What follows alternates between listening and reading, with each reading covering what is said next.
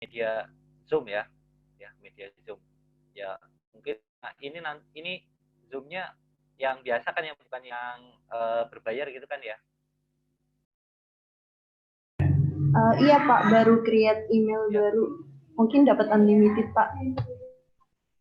Ya kalau misalkan ini nanti ya 40 menit, nanti kalau misalkan berhenti ya kita masuk lagi ya gitu. Kalau misalkan gitu. Ya. Oke. Sebelum perkuliahan mulai kita foto-foto dulu atau gimana? Nanti buat rekapan presensi ya. Boleh ya? Boleh Pak, boleh Pak. Ya. Boleh Ya, Pak. kita screenshot dulu ya.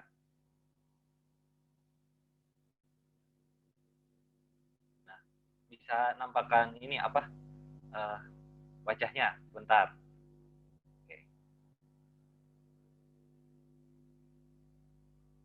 Nah, tuh kan. Oke.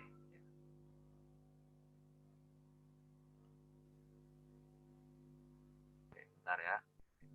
1, 2, 3.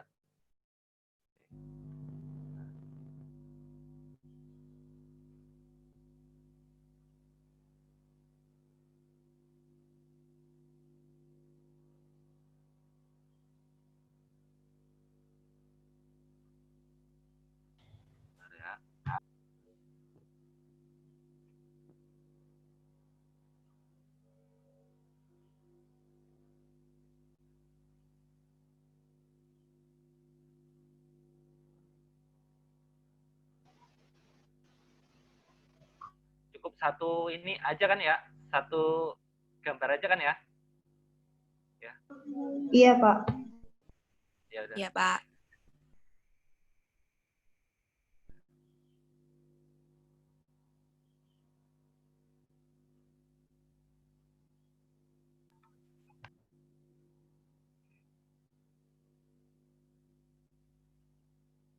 Oke. Cukup lah, saya rasa udah saya satu udah cukup. Ya. Oke. Oke, makasih ya. Oke, selanjutnya kita masuk ke ini ya, pengenalan materi dulu ya. Saya mau share ini apa? Screen dulu ya. Oke. Kelihatan ya, ini RPS-nya ya. Bisa di screen kalian bisa kelihatan? Sudah Pak. Oke. Kelihatan Pak. Kelihatan Oke, Pak. kita jelasin dulu terkait dengan RPS-nya ya. Ini mata kuliahnya statistika terapan ya. Jadi di sini capaian pembelajarannya, ini nanti di sini ya capaian. Jadi di sini mahasiswa mampu menjelaskan arti dan kegunaan statistika ya. Kemudian mengetahui beberapa ukuran pemusatan ya. Ukuran pemusatan itu nanti ada kayak mean, median, modus gitu ya. Ukuran simpangan ya, nanti ada simpangan baku ya, standar deviasi atau standar deviasi ya, simpangan rata-rata dan sebagainya. Kemudian ada di sini juga peluang dan sampel ya, peluang dan sampel. Jadi nanti di sini ada peluang, menentukan besar peluang gitu dari suatu kejadian ya. Kemudian ada juga sampel. Ya. Nah selanjutnya di sini saya besarkan lagi ya. Kelihatan. Ini di sini mahasiswa juga mampu memahami data berdistribusi peluang diskrit dan maupun normal ya. Jadi nanti di sini kita belajar menentukan besarnya distribusi peluang diskrit ya. Kita ngitung nanti ya, ada hitungannya ya.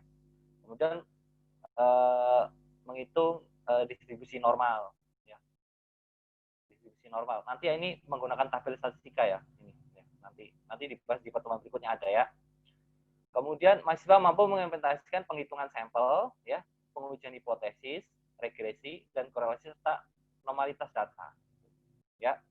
Jadi nanti ada juga terkait dengan ini pengujian hipotesis. Nah, ini ya, pengujian hipotesis. Gitu. Jadi misalkan ada suatu data gitu ya, penelitian, terus tentukan hipotesisnya seperti apa bunyinya gitu ya. Terus bagaimana cara menguji hipotesis? Nah, nanti hipotesisnya diterima atau ditolak gitu. Kemudian rumus apa yang dipakai, statistik apa yang dipakai gitu. Itu nanti dipelajari di mata kuliah ini ya. Kemudian berikutnya ada regresi dan korelasi ya ini ya. Regresi dan korelasi ya. Nah, di sini ada korelasi itu hubungan variabel ya, hubungan variabel ya. Jadi dua variabel itu berkorelasi atau berhubungan gitu, ya. Contohnya misalkan motivasi mahasiswa terhadap prestasi gitu. Nah, itu kan ada korelasinya ya kan? Mungkin semakin tinggi motivasinya, prestasinya juga semakin tinggi. Nah, kalau ada korelasi, nanti analisisnya bisa dilanjutkan dengan analisis regresi. Regresi ini menentukan besarnya pengaruh ya. Menentukan besarnya pengaruh atau digunakan juga untuk memprediksi atau memperkirakan nanti ada variabel bebas terhadap variabel terikat gitu. Ya, korelasi regresi. Kemudian ada juga normalitas data. Nah, normalitas data itu menentukan apakah suatu data itu distribusinya normal atau tidak. Ya. Distribusi atau sebaran datanya. Ya. Nah, di sini deskripsi singkat mata kuliahnya ini nanti yaitu menjelaskan tentang pengetahuan serta kemampuan menganalisa data menggunakan metode analisis statistika. Ya. Jadi menggunakan metode analisis statistika ya. Jadi mungkin ini nanti bisa juga dipakai kalau misalkan nanti untuk tugas akhir ya. Itu kan mungkin untuk menganalisa data, analisis yang dipakai itu analisis apa, bisa juga nanti korelasi, bisa juga regresi, ya, ataupun nanti regresi ada regresi sederhana, ada regresi ganda, gitu, ya.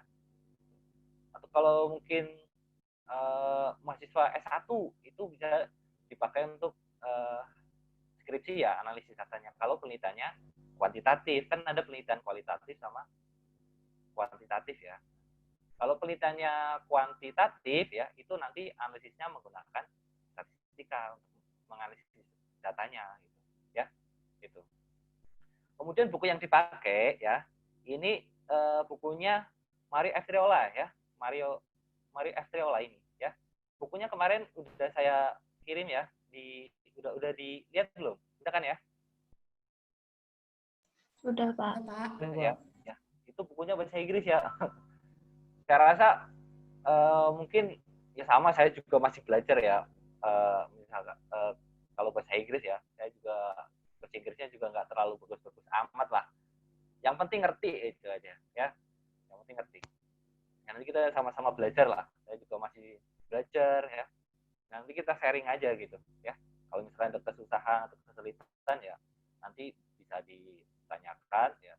Nanti saya bantu jawab, atau mungkin kalau temannya bisa jawab ya mungkin bisa nanya temannya gitu ya. Ini buku utamanya ini ya, Mario Estriola ini ya. Buku utamanya. Nah, buku pendukung ya. Buku pendukung ini bukunya Supranto ya. Judulnya Teori dan Aplikasi ya. Teori dan Aplikasi Statistika ini ya. Nah, ini penerbitnya Erlangga gitu. Ya. Atau mungkin buku pendukung lain juga boleh ya, selain ini nggak apa-apa, yang penting materinya sama gitu, pembahasannya juga sama, nggak apa-apa gitu ya. Kalau misalkan dari dua buku ini mungkin kesusahan dipahami, boleh cari buku lain gitu. Sebenarnya pembahasannya sama, mungkin cara penjelasannya ini apa berbeda gitu, mungkin dari buku ini sama aja sebenarnya prinsipnya gitu. Ya. Kemudian ini kalau untuk aplikasi ya, untuk ini untuk aplikasi apa pengolahan data, sebenarnya kita kan nanti kalau UTS dan UAS itu kita kan ngitungnya manual ya. Manual artinya ya mungkin boleh pakai kalkulator gitu ya. Sebenarnya ada juga software yang bisa dipakai untuk menganalisis data statistika. Misalnya SPSS, Excel juga bisa gitu. Excel ya, SPSS, atau mungkin Amos, Lisrel gitu ya, dan lainnya itu masih banyak ya. Tapi kan nanti kita untuk statistika terapan ini kita harus paham konsepnya dulu gitu ya, pemahaman konsep dasarnya ya. Kalau konsep dasarnya sudah paham, baru nanti kita praktekkan boleh juga menggunakan software gitu ya. Takutnya kalau konsep belum paham dan mengerti menggunakan software, nanti cara membaca softwarenya, cara menggunakannya itu nggak ngerti atau masih bingung, atau nanti menginterpretasi hasilnya, penjelasannya itu kebingungan. Makanya harus tahu konsep dasarnya ya.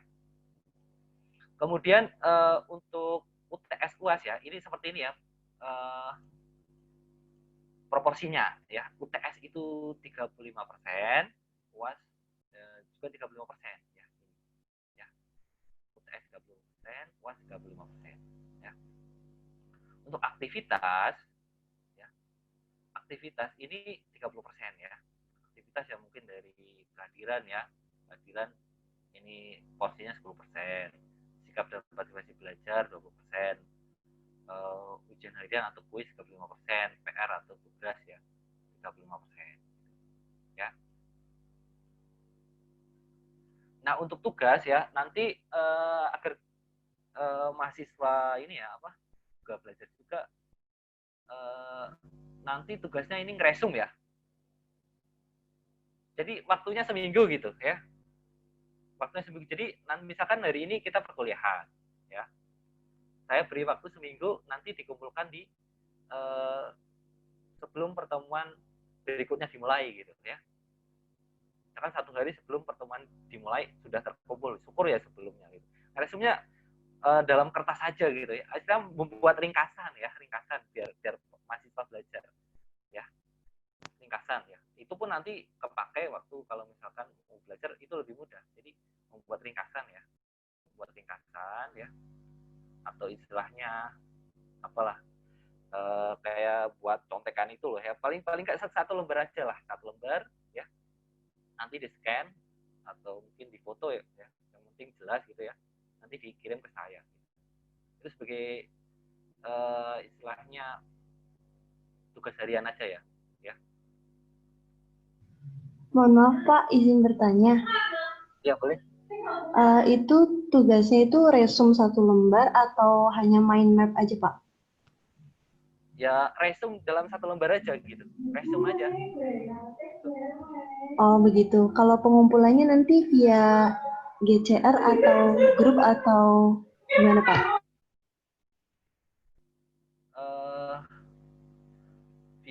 Enaknya via apa? Via grup atau gimana? Atau kirim ke email saya aja? Email boleh Pak, email. Email aja ya. Boleh, nggak apa-apa lah email. Email saya itu primasadewa@gmail.com.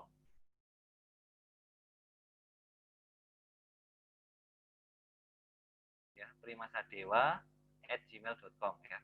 Jadi nggak apa gabung gitu ya, primasadewa@gmail.com.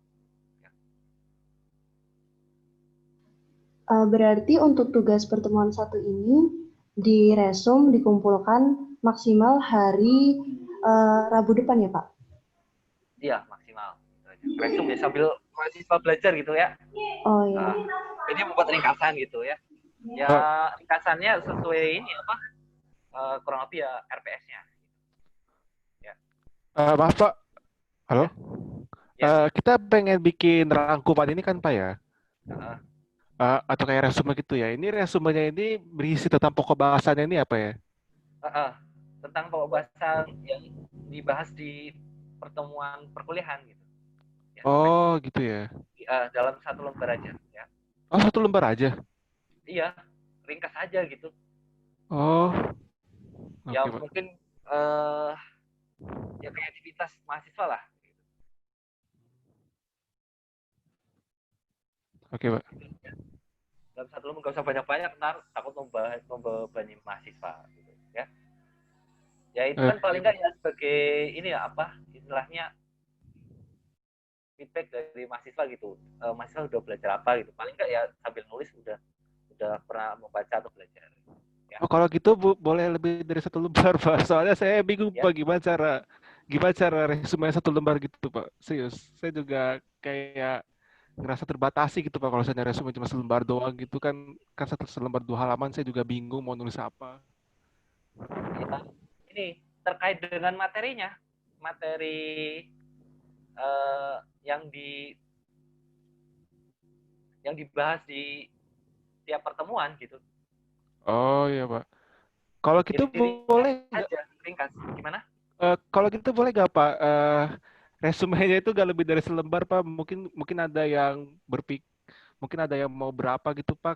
Kan biar sekalian belajar juga kita Pak waktu nulis resume itu gitu Pak Oh, maksud saya. oh ya udahlah kalau misalkan pengen begitu ya nggak apa-apa, tapi minimal 1 lembar gitu aja ya. Ya gitu Pak betul. Nah, gitu aja ya. Boleh nggak Iya. apa-apa ya. Jadi mungkin Soalnya biar saya sekalian belajar juga Pak dari rangkumannya. oh iya ya udah nggak Kalau apa-apa. misalnya selembar kan saya juga bingung Pak mau Ya nulisnya udah, sedikit ya Pak. udah. Iya. Oke Ya Pak. udah kalau mau Terima begitu kasih ya boleh Pak. nggak apa-apa. Ya, Iya. Hmm. Mohon maaf Pak, saya izin ya, tanya heeh.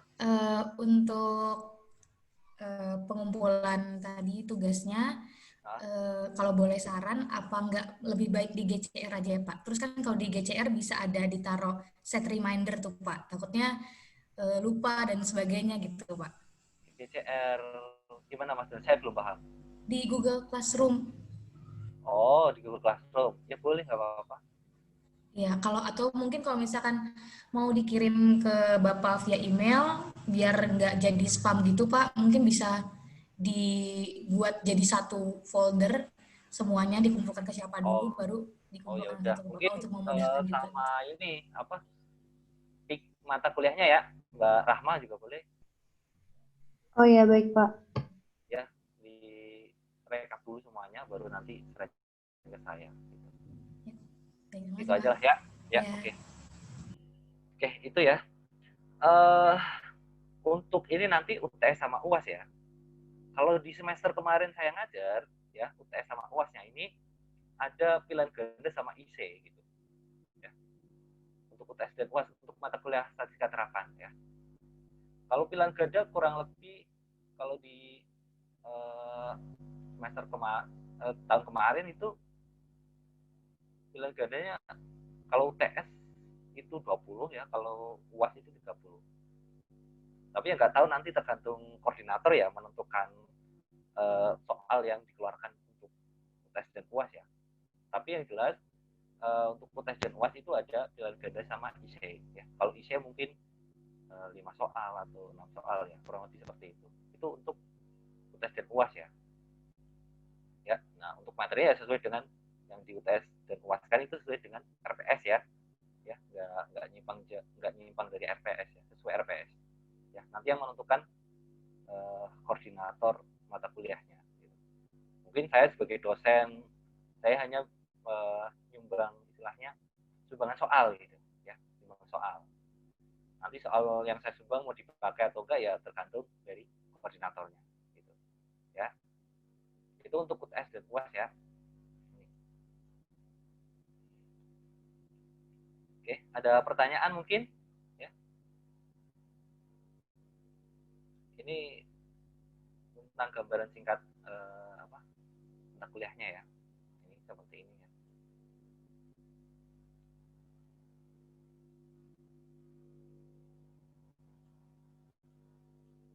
Oke.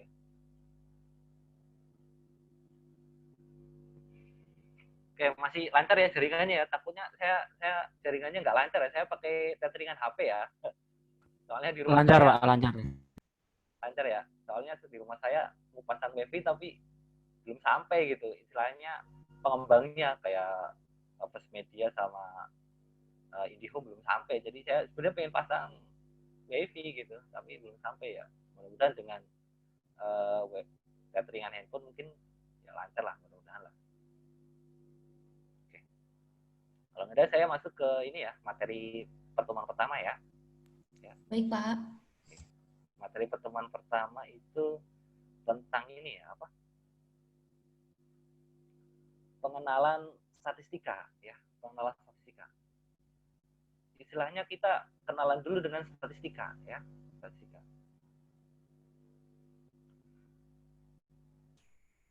PowerPoint-nya ini yang kemarin dikirim itu dalam bahasa Inggris ya, ya kan? Kalau nggak salah ini ya, Iya betul Pak. ya bahasa Inggris ya. Saya kemarin coba translate ke bahasa Indonesia. Nanti kalau misalnya salah ya dibutuhkan ya. Oke. Jadi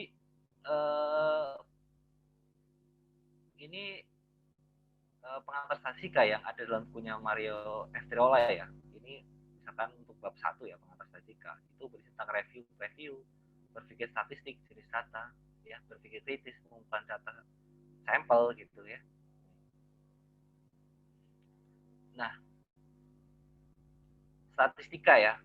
Nah, saya mau nanya nih, statistik sama statistika sama nggak definisinya? Ada yang bisa jawab? Mungkin sudah baca. Tahu nggak bedanya statistik sama statistika?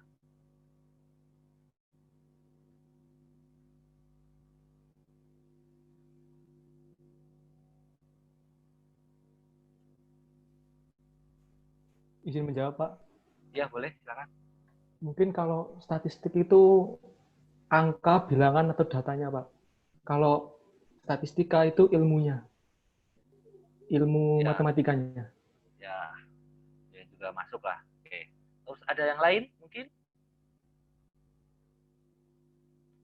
Silakan. Kalau Saya izin menjawab. ya boleh, silakan. Mungkin kalau statistik itu seperti hasil datanya yang udah disajikan dalam tabel, grafik, dan sejenisnya. Ya, Kalau statistika itu ilmunya yang berkenaan dengan data tersebut. ya. Oke, ya betul juga ya. Ada lain mungkin? Ada nggak yang mau menjawab? Oke, kalau nggak ada ya udah. Tadi betul ya. Jadi statistik itu mendeskripsikan ya, mendeskripsikan. Jadi misalkan ada suatu data, itu kita deskripsikan. Dan deskripsinya itu nanti bisa dinyatakan dalam bentuk grafik, diagram, ya, ataupun tabel. Gitu. Ya. Jadi mendeskripsikan suatu data ya, cenderung ke situ. Jadi kalau statistik itu ya mendeskripsikan. Berbeda dengan statistika. Nah, statistika ini ilmunya ya. Ilmu dimulai misalkan dimulai dari bagaimana cara mengumpulkan data ya. Mengumpulkan data ya. Misalkan nanti ada untuk mengumpulkan data itu perlu instrumen ya kan. Terus setelah data dikumpulkan ya didapatkan, kemudian dianalisis ya kan, ya, diolah ya kan. Nah, kemudian ditarik kesimpulan. Itu kurang lebih seperti itu. Jadi proses statistika itu ada tahap-tahapannya ya. Jadi prosesnya misalkan dari sampling ya, dari sampel, data dari sampel, kemudian dianalisis, diolah ya, kemudian ditarik kesimpulan. Itu seperti itu ya, dari sampel dari suatu populasi gitu ya. Itu seperti itu. Jadi statistika itu ilmunya ya, ilmunya ya.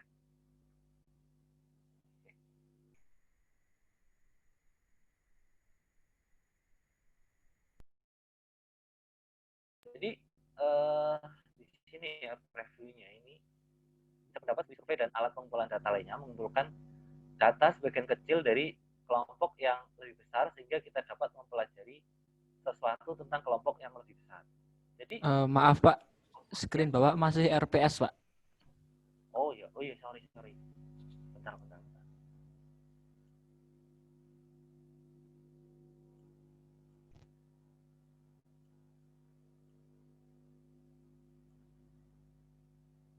ya Mas ya.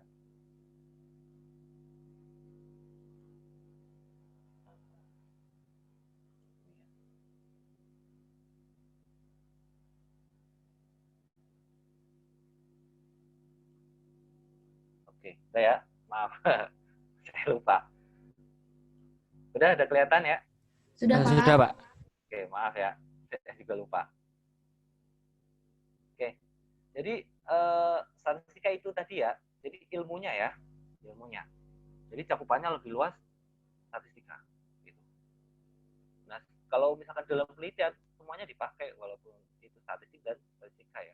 Misalkan untuk mendeskripsikan biasanya ada, kemudian statistikanya juga ada.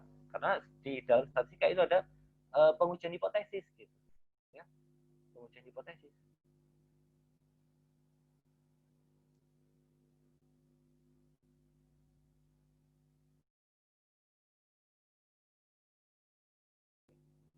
Bentar ya.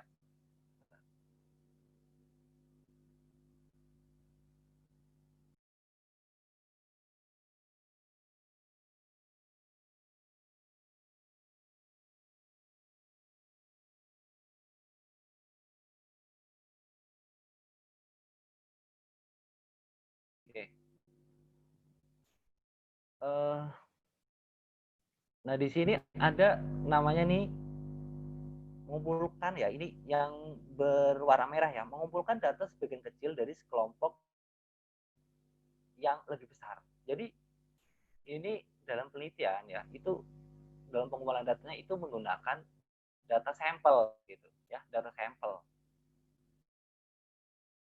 Ada sampel gitu. Jadi dalam penelitian ya, tahu ya bedanya populasi sama sampel? Udah ngerti kan? Populasi sama sampel? Iya, Pak.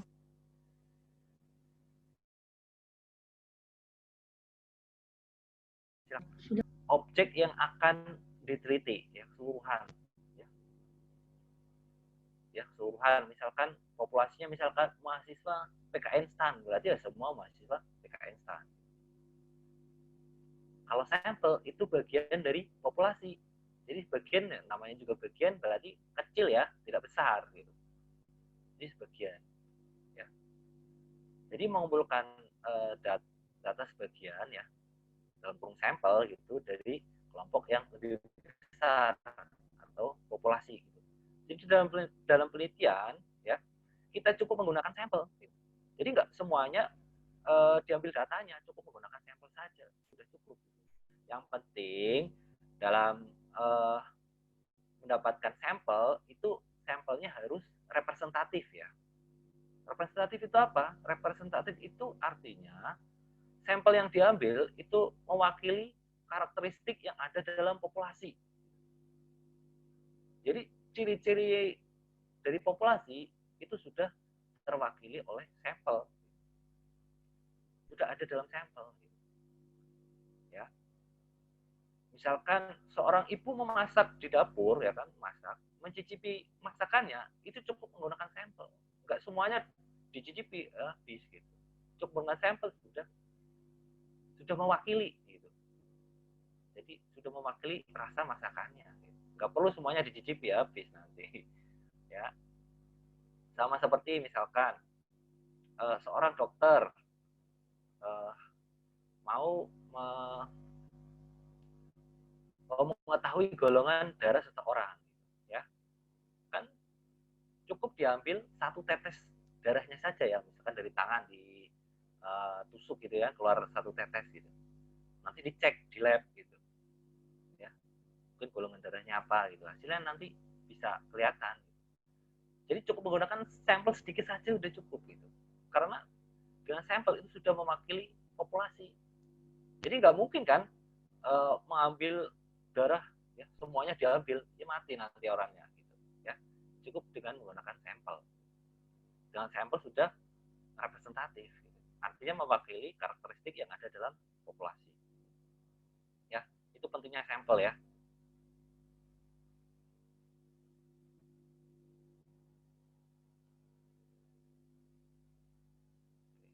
Nah, data ya, ini data.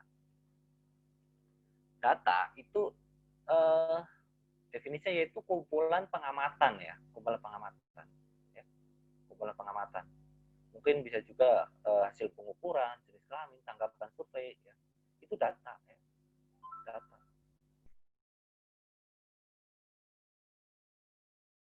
Itu data ya, tahu ya. Nanti ada namanya variabel. Tahu ya variabel?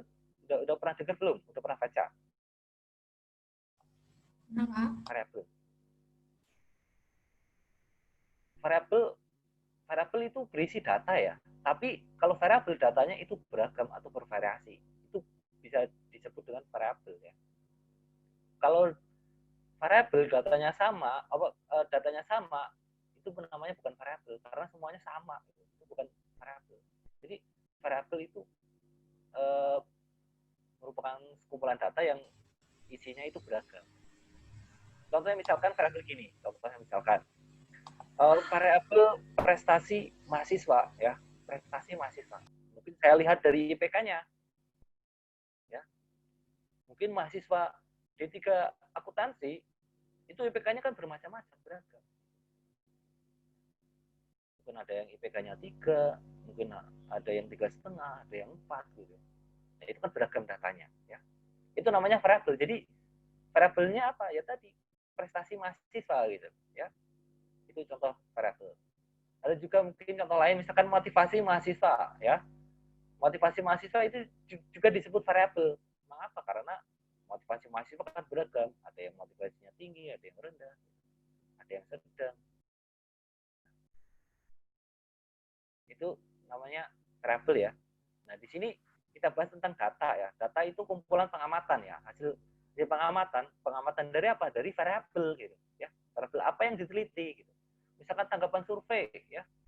Tanggapan survei ini tanggapan survei tentang apa? Mungkin tentang kepuasan pelanggan. Nah, kepuasan pelanggan itu kan merupakan variabel karena bermacam-macam ya. Pelanggan mungkin ada yang puas, ada yang tidak puas ya. Itu namanya variabel ya. Nah, dalam variabel itu ada namanya data ya.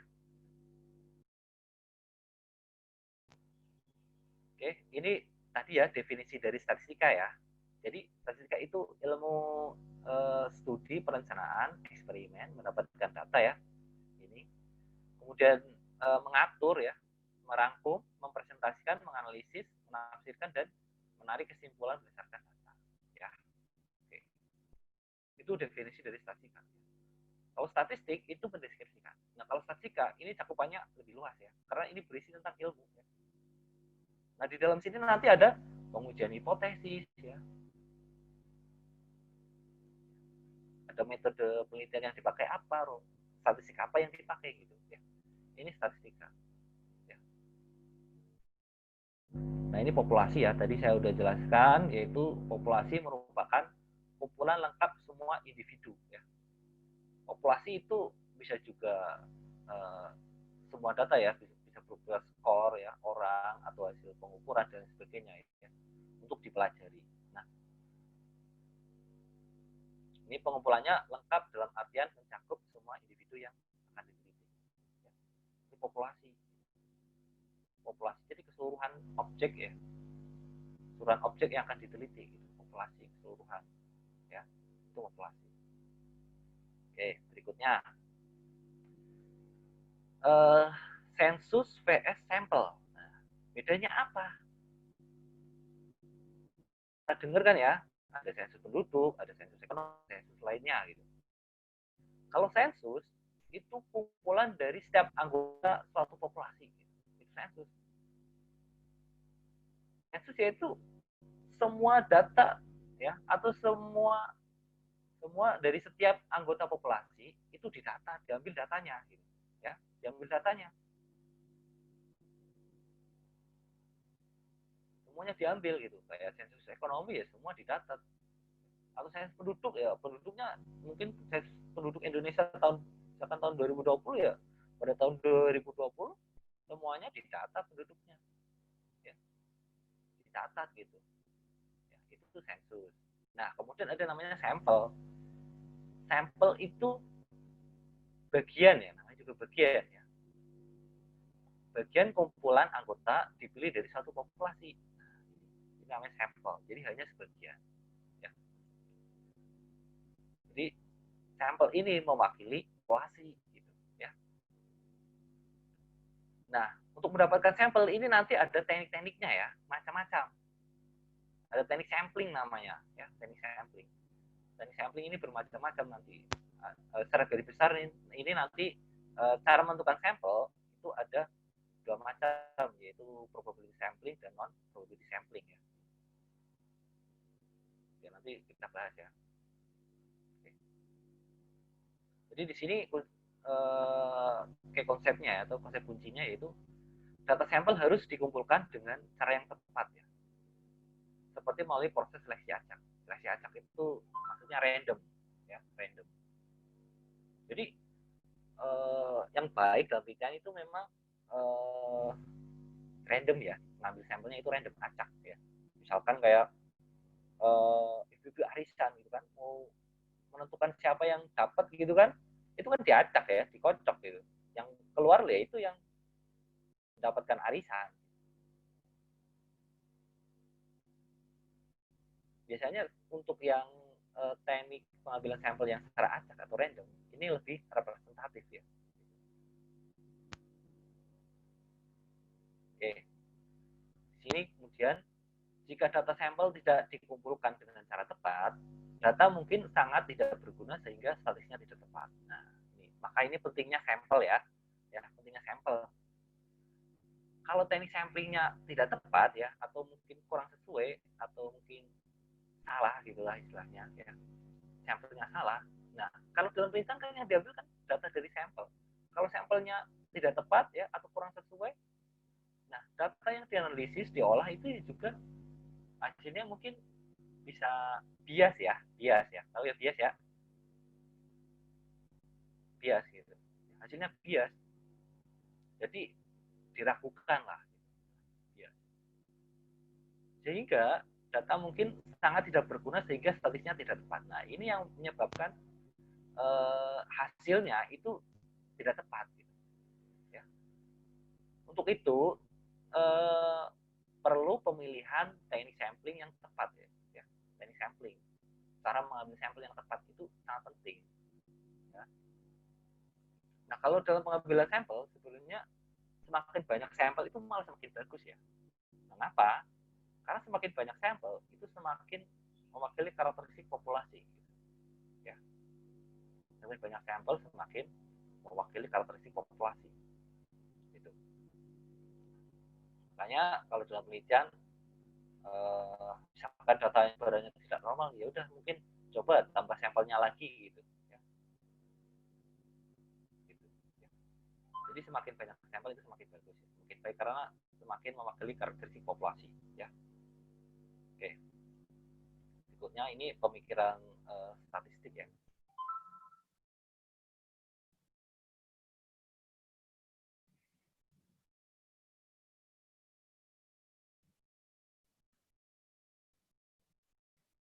Oke, ini konsep kuncinya ini ya.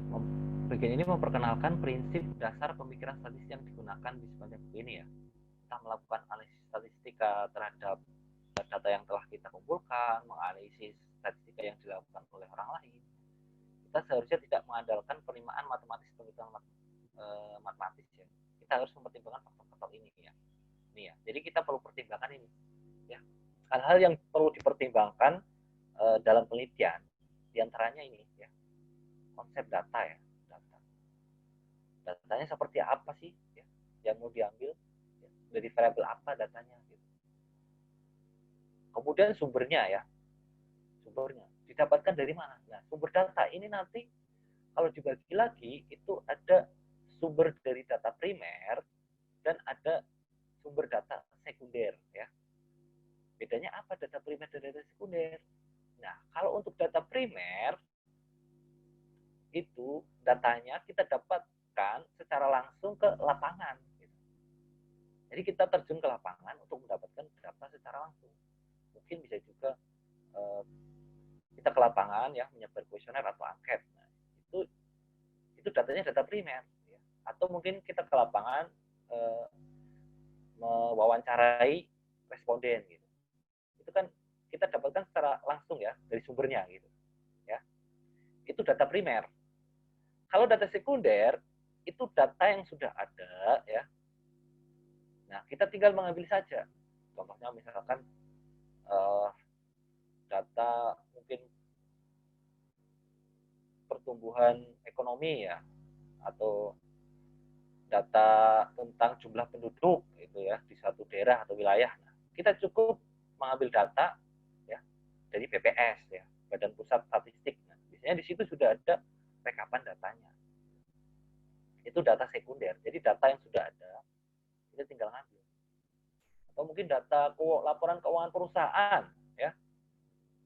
Data laporan keuangan perusahaan itu bisa kita ngambilnya dari mungkin dari Bursa Efek Indonesia ya, BEI ya. Itu kan ada mungkin data perusahaan-perusahaan ya, laporan keuangannya di tiap tahun ya. Itu biasanya bisa kita ambil ya, kita dapatkan. Ya. Itu contoh data sekunder ya.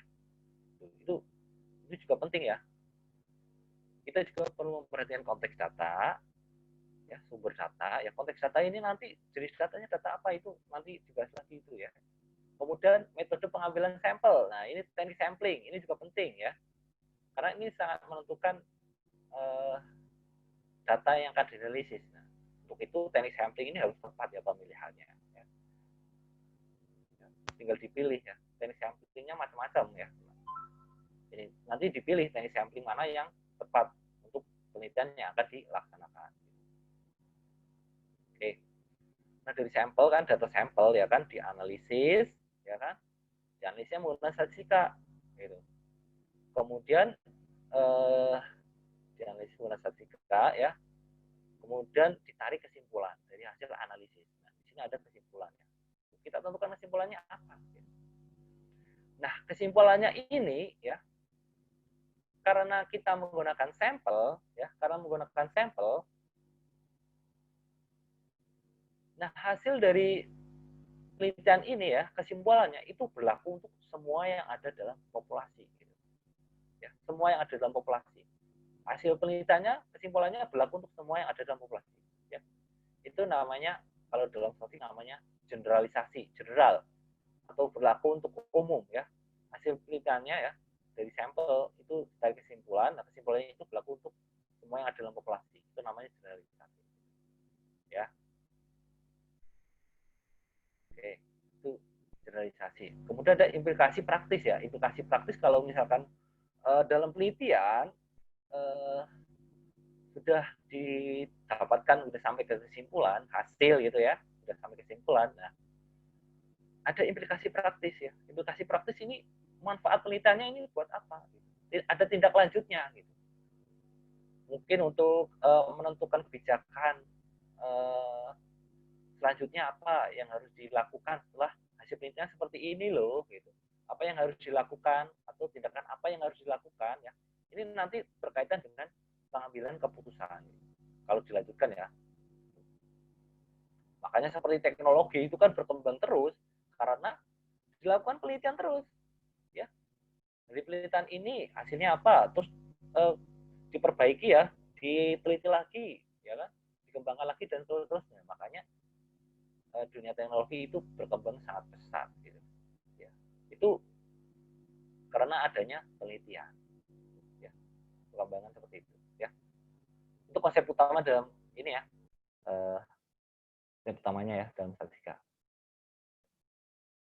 Nah, di sini ada konteksnya, ada apa yang mewakili nilai-nilainya ya. Ini dari sampel ya. Kemudian dari mana data itu berasal? Nah, sumber data yang tadi ya, mengapa mereka dikumpulkan ya? Mereka ini data ini ya. Datanya. Tujuannya untuk apa gitu. Makanya penelitian itu juga ada tujuannya. Untuk apa mereka dikumpulkan? Tujuan penelitiannya untuk apa? Untuk dianalisis tujuannya untuk apa? Untuk mengetahui apa? Untuk membuktikan apa? Kemudian pemahaman tentang konteks akan secara langsung mengetahui prosedur statistik yang digunakan. Di sini ada prosedur statistik yang digunakan. Jadi kita harus mengikuti prosedur statistik yang digunakan. Ya. Nanti datanya jenis apa, nanti cara ngolahnya juga beda lagi. Statistik yang digunakan, rumusnya yang dipakai juga beda lagi. Gitu. Ya. Sehingga perlu adanya prosedur yang tepat yang digunakan. Oke ya. Oke. Ini sumber data ya, sumber data tujuannya buat apa ya? Apakah tujuannya buat apa? Apakah sumbernya bias? Nah, ini sumbernya bias ini ya. Bias itu apa? Bias itu menyebabkan hasil penelitiannya juga bias gitu ya. Jadi kurang terpercaya lah istilahnya ya, bias. Misalkan sumbernya misalkan meneliti tentang misalnya kepatuhan wajib pajak gitu ya, kepatuhan wajib pajak. Nah, misalkan harusnya kan yang betul kan, kalau misalkan kepatuhan wajib pajak ya kan, respondennya kan wajib pajak ya, WP ya, nanti ada wajib pajak orang pribadi atau wajib pajak badan gitu ya. Nah, mungkin kalau penelitinya tidak ngerti, mungkin orang lewat aja ya, itu dikira wajib pajak itu. Makanya kalau mengambil data itu nggak boleh sembarangan ya, harus jelas ya. Gitu. Respondennya harus jelas ya.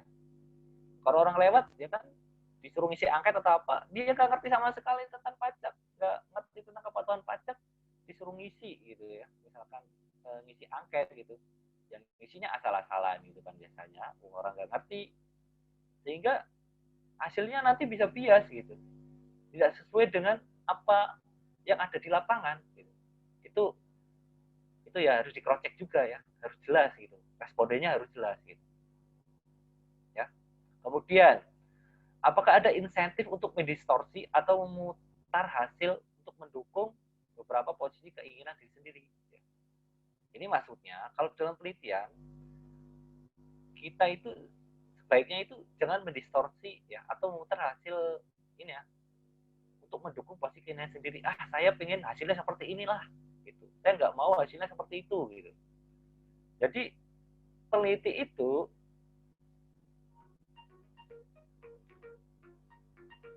mengarahkan hasil bentar ya telepon. Bentar.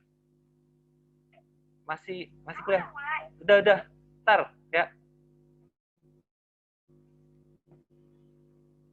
Oke, saya lanjutkan ya, maaf ya. Oke. Selanjutnya yang dimaksud dengan insentif mendistorsi ya atau memutar hasil yang mendukung posisi keinginan diri sendiri, artinya penelitian itu diarahkan mengikuti keinginan peneliti itu, bukan sesuai dengan fakta yang ada di lapangan. Nah, itu yang tidak tepat dalam penelitian ya. Kalau penelitian itu harus apa adanya ya, apa adanya sesuai dengan kondisi real ya, kondisi yang ada di dalam lapangan. Jangan mengikuti keinginan peneliti gitu ya. Saya pengen hasilnya misalkan ini hipotesisnya diterima ya, gimana caranya harus diterima gitu, itu kan mendistorsi ya namanya. Atau dalam penelitian itu diarahkan untuk mengikuti keinginan peneliti gitu, yang tidak sesuai atau kurang pas ya.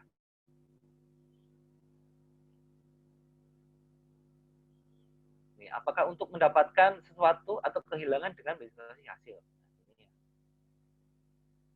Waspada dan skeptis terhadap studi dari sumber yang mungkin bias. Nah, ini kita harus waspada ya.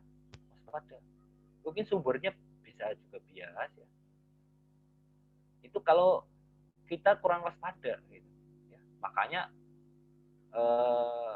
peneliti itu harus juga punya pemahaman. Ini loh sumber datanya atau responden yang tepat, ini yang tidak tepat gitu ya. Sesuai dengan apa yang mau diteliti gitu ya. Harus objektif ya. Itu sumber data ya, sumber data. Kemudian ada metode sampling ya, metode sampling.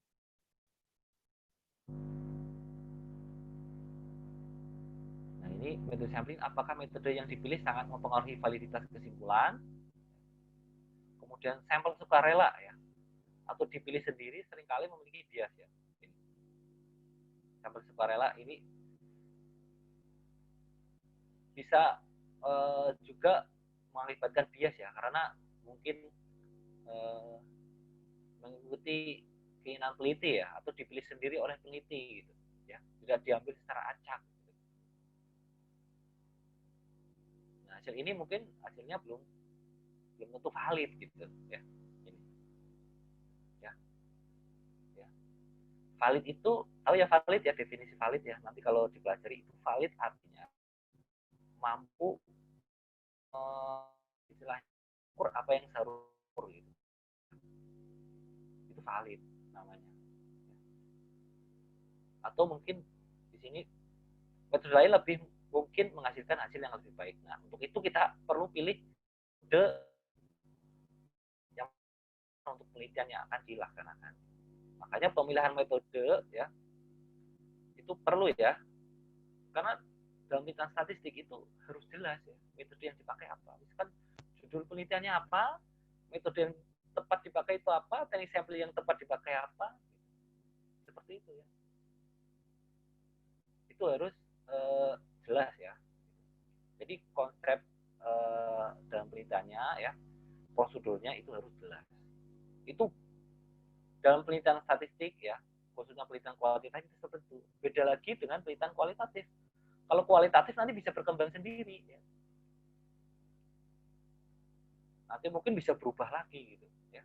kalau penelitian kualitatif. Kalau penelitian kuantitatif itu sudah terstruktur ya, langkah-langkahnya apa, ini harus sudah jelas.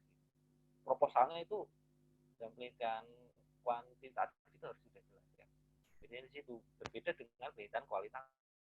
Mungkin bisa berkembang terus dilakukan wawancara gitu kan, atau setelah pengamatan di lapangan, setelah observasi itu nanti bisa berkembang lagi kalau penelitian kualitatif ya. Gitu. Ya. Kemudian ke kesimpulan. Jadi buat pernyataan yang jelas bagi mereka yang tidak memahami statistik dan terminologinya ya. Ini kesimpulan.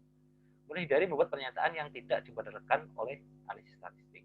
Itu dalam isu kesimpulan itu harus seperti ini ya. Sesuai dengan hasilnya ya, kesimpulan. Ya. Kesimpulan dari misalkan pengujian hipotesis, kesimpulannya apa? Misalkan hipotesisnya yang diajukan diterima atau ditolak. Gitu. Hipotesis yang diajukan apa bunyinya? Gitu. Terus kesimpulannya apa? Gitu. Itu seperti itu ya. Oke. Ini ada implikasi praktis juga ya. Oke. Nah, ini penting nih, signifikansi statistik ya. Jadi dalam signifikansi statistik itu ada di sini pertimbangkan kemungkinan mendapatkan hasilnya secara kebetulan.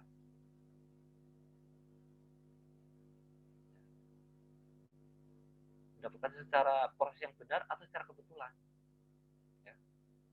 Kemudian jika hasilnya bisa dengan mudah terjadi secara kebetulan, maka statistik tersebut tidak signifikan secara statistik. Jadi secara kebetulan. Ini tidak signifikan secara statistik ya. Contoh misalkan ini apa? Ada koin gitu ya. Ada koin misalkan ada duit receh gitu ya, koin. Kan ada dua sisi ya. Dua sisi angka sama gambar. Kalau misalkan dilempar 100 kali gitu kan. Itu kan kemungkinannya kan 50% 50% kan ya. 50% mungkin angka, 50% itu gambar.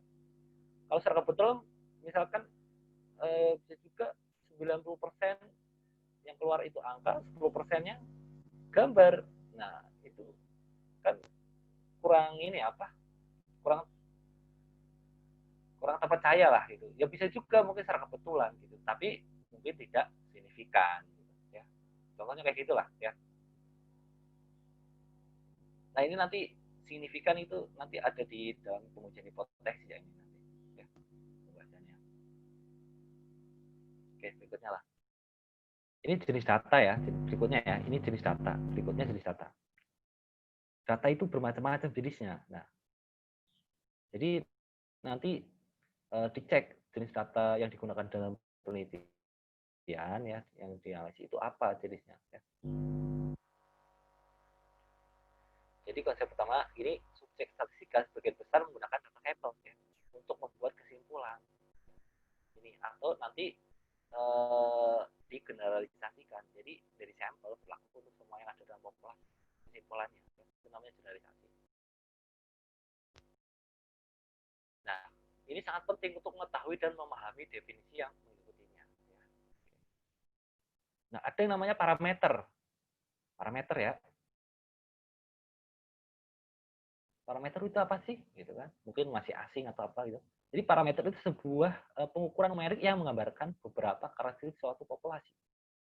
Ya, parameter. Jadi sebuah pengukuran ya, mungkin dari populasi parameter itu bisa berupa rata-rata, bisa berupa mungkin keseimbangan baku ya, mean, median, modus gitu dan sebagainya. Itu namanya parameter ya, parameter. Jadi parameter itu sebuah pengukuran numerik yang menggambarkan beberapa karakteristik populasi. Dan populasi ini kan rata-ratanya berapa? Nah, itu parameter, rata-rata itu parameter. Ya. Contohnya seperti itu ya. Jadi itu definisi parameter ya. Atau parameter nanti ada parameter untuk populasi, ada parameter untuk sampel gitu. Ya. Ada rata-rata populasi, ada rata-rata sampel. Ada simpangan baku populasi ya, ada simpangan baku sampel. Itu namanya parameter ya, parameter. Nah, di sini statistika ya. Ini sebuah pengukuran numerik yang menggambarkan beberapa karakteristik sampel ya. Ini statistika. Jadi menggunakan sampel ya. Oke, berikutnya kuantitatif data ya. Jadi data ya itu ada data kuantitatif, ada data kualitatif. Kalau data kuantitatif itu terdiri dari angka ya. Jadi datanya berupa angka-angka. Nah, mungkin dari hasil penghitungan atau hasil pengukuran. Ya. Contohnya misalkan berat orang yang supermodel, usianya berapa, umurnya. Ya. Jadi datanya berupa angka. Itu data kuantitatif ya. Atau numerik ya. Numerik. Ya, datanya berupa angka. Ya. Itu data kuantitatif. Nah, ada data kategori ya, kategori atau data kualitatif ya, atau ini data atribut ya, misalkan terdiri dari nama, label ya, gitu, representasi ya. Contohnya misalkan data berdasarkan kategori, mungkin berdasarkan data jenis kelamin, ada pria, ada wanita. Gitu. Mungkin data kategori ya, atau data ini apa? Ada kategori, mungkin kategori jurusan, misalkan jurusan akuntansi, jurusan pajak, ya, bea cukai, gitu. Atau manajemen keuangan, itu termasuk kategori ya. Ya. Ya. Nah, data kuantitatif ini selanjutnya dapat dijelaskan dengan membedakan antara data diskrit dan data kontinu. Jadi data kuantitatif ini dibagi dua nanti. Ada data diskrit dan data kontinu. Ya. Oke, data diskrit. Data diskrit ini hasilnya bisa jumlah nilai yang mungkin, ya, mungkin ada ya, atau bilangan terbatas, atau dihitung ya, ini. Ya, hasil mungkin dari penghitungan gitu ya. Misalkan ada 0, 1, 2, 3 gitu. Contohnya misalkan jumlah telur ayam dari ayam betina gitu. Jumlahnya berapa? Berapa butir? Mungkin 4, mungkin 5. Gitu. Itu contoh data diskrit ya. Contoh data diskrit.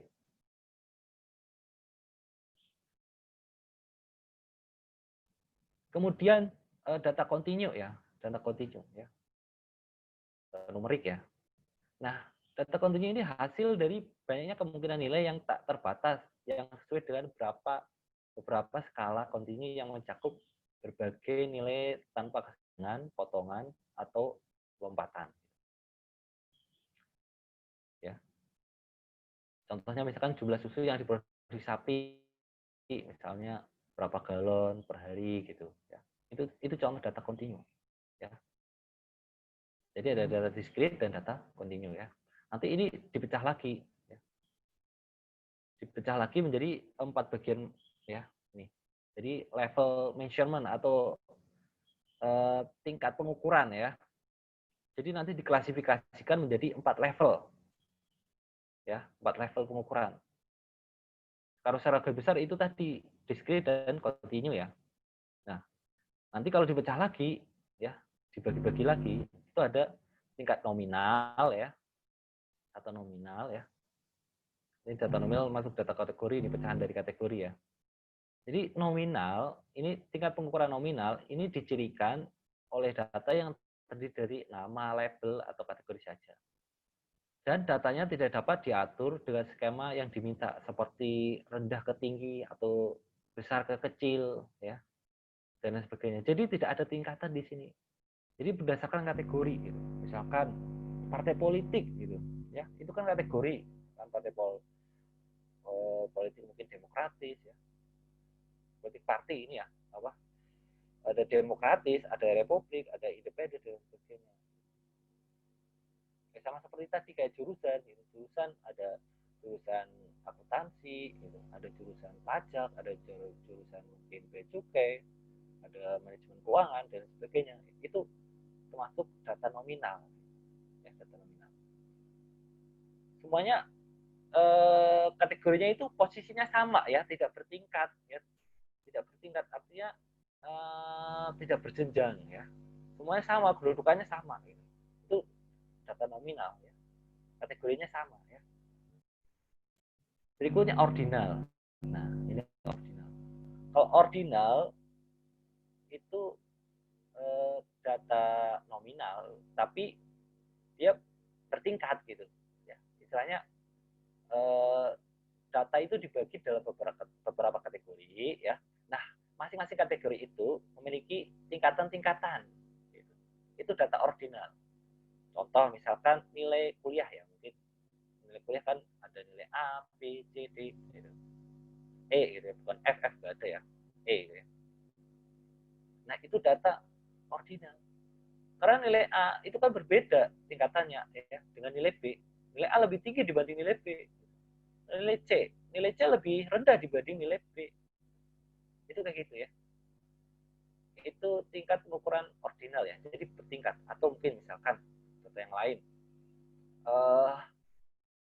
Latar belakang pendidikan pegawai di kantor misalkan ya. Latar belakang pendidikannya mungkin ada yang S3, ada yang S2, ada yang S1 ya. Atau ada yang D3, mungkin ada yang SMA atau mungkin SMP dan sebagainya. Itu kan bertingkat ya. Tingkatannya lulusan S1 dengan D3 masih lebih tinggi S1. D3 dengan SMA masih lebih tinggi D3. Jadi bertingkat ya. Itu data ordinal ya. Data bertingkat. Jadi kategorinya itu memiliki tingkatan ya. Yang lebih tinggi atau lebih rendah. Berikutnya interval ya, tingkat interval atau interval level measurement ya ini ya. Jadi tingkat pengukuran interval ini sama seperti tingkat ordinal dengan properti tambahan bahwa perbedaan antara dua nilai data itu bermakna. Bagaimanapun tidak ada titik awal nol alami ya, di mana tidak ada kuantitas yang ada. Nah, tingkat interval ini ya, misalkan interval sekian sampai sekian apa gitu ya. Ini misalkan contoh nih ya, antara tahun 1776 dan 1492 gitu. Antara ini berarti intervalnya. Ya. Ini data interval. Jadi ada intervalnya. Misalkan ya kalau misalkan membuat apa ya? Distribusi frekuensi ya. Distribusi frekuensi kalau ini ya, interval sekian sampai sekian. Frekuensinya apa? Nah, ini ya sekian sampai sekian apa? Sekian sampai sekian apa? Itu tingkat interval ya. Jadi ada intervalnya ya. Jadi di sini tidak ada nol alami ya. Tidak ada nol alami.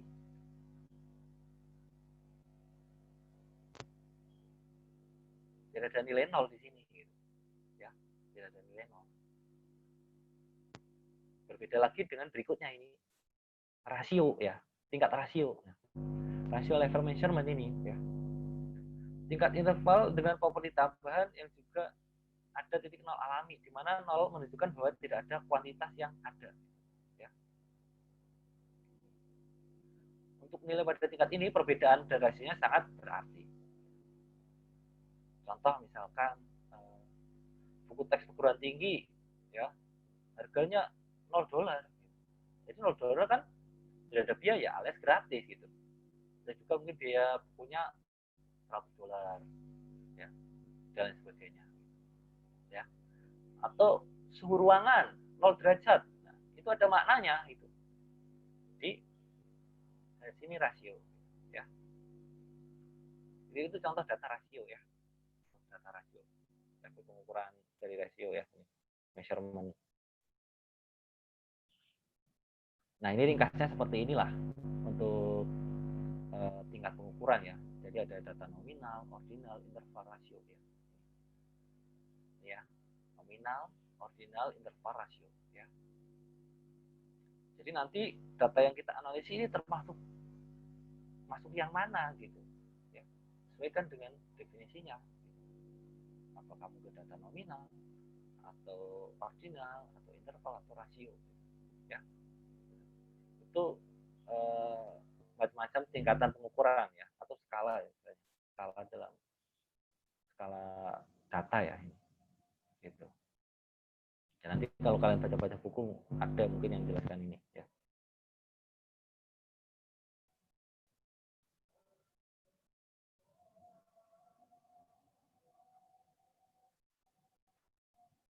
Oke, ini kita berikutnya materi ini apa? Berpikir kritis ya, berpikir kritis. Nah, konsep utama di sini keberhasilan dalam belajar pengantar statistika ya, belajar ini biasanya membutuhkan akal lebih banyak ya daripada keahlian matematika ya. Jadi akal logisnya gitu, logikanya ya. Memberikan keterampilan dalam menafsirkan informasi berdasarkan data ya. Menafsirkan. Kemudian bagian ini dirancang untuk menggambarkan bagaimana akal sehat digunakan saat kita berpikir kritis tentang data dan statistik. Pikirkan baik-baik tentang konteks, sumber, metode, kesimpulan, dan implikasi praktisnya ya. Konsep utamanya. Oke, ini penyalahgunaan statistik ya. Bisa juga statistika ya kan, hasilnya ini bisa disalahgunakan. Ini juga termasuk ini dalam kejahatan ya, kejahatan pada orang yang tidak jujur. Ya. Kalau penelitian kita mendistorsi data ya, jadi data dibuat sesuai keinginan peneliti, itu juga termasuk, kalau dalam statistik itu termasuk kejahatan, karena peneliti tidak jujur sesuai dengan objek yang dia amati ya, tidak sesuai dengan data yang di lapangan, ya, tidak objektif gitu. Itu termasuk dalam penyalahgunaan statistika ya, statistika. Kemudian yang kedua bisa juga kesalahan yang tidak disengaja pada pihak orang yang tidak tahu statistik.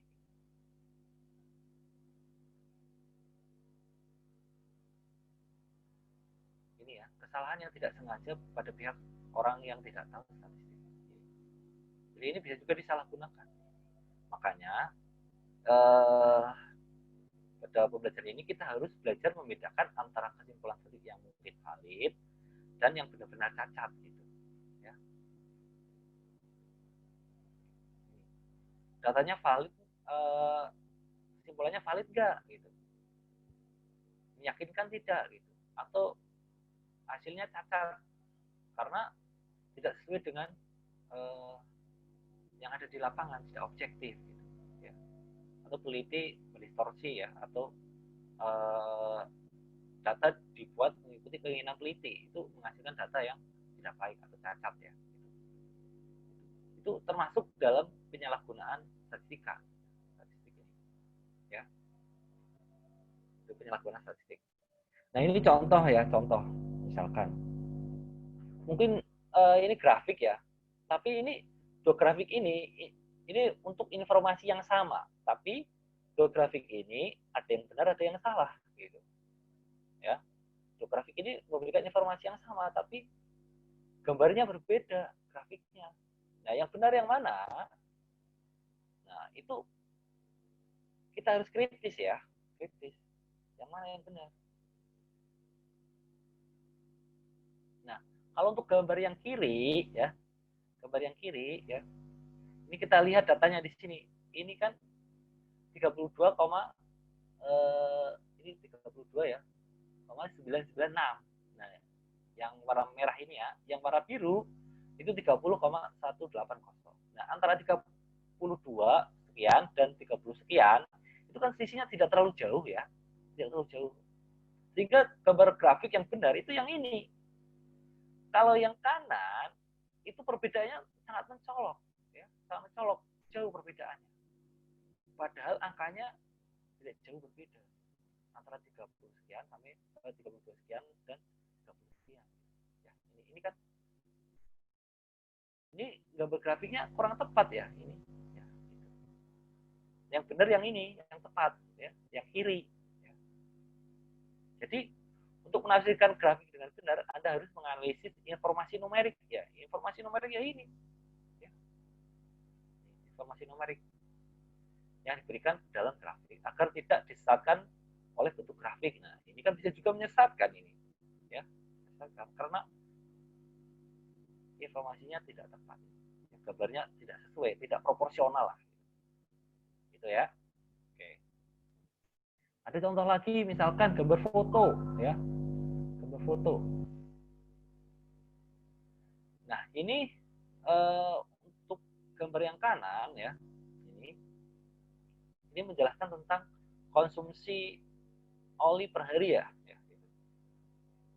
Ini USA atau Amerika ini 20 mungkin barel, ya. Jepang ini 5,4. Ya.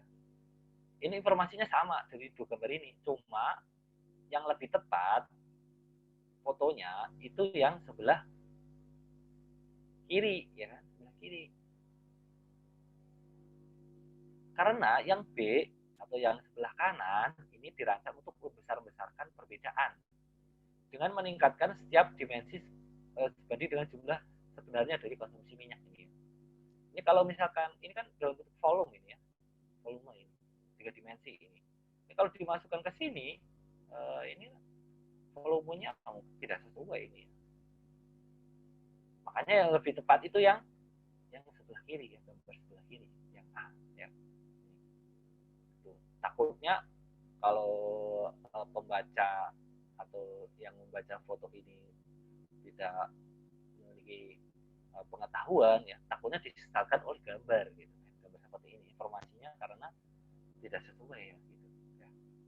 Jadi ini contohnya. Maka untuk itu kita harus berpikir kritis, gitu, dari satu informasi yang disampaikan oleh gambar atau foto, ya. Tuh.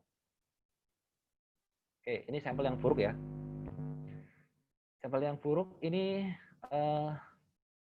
sampel yang sukarela, ya, tadi yang dipilih sendiri, gitu, ya.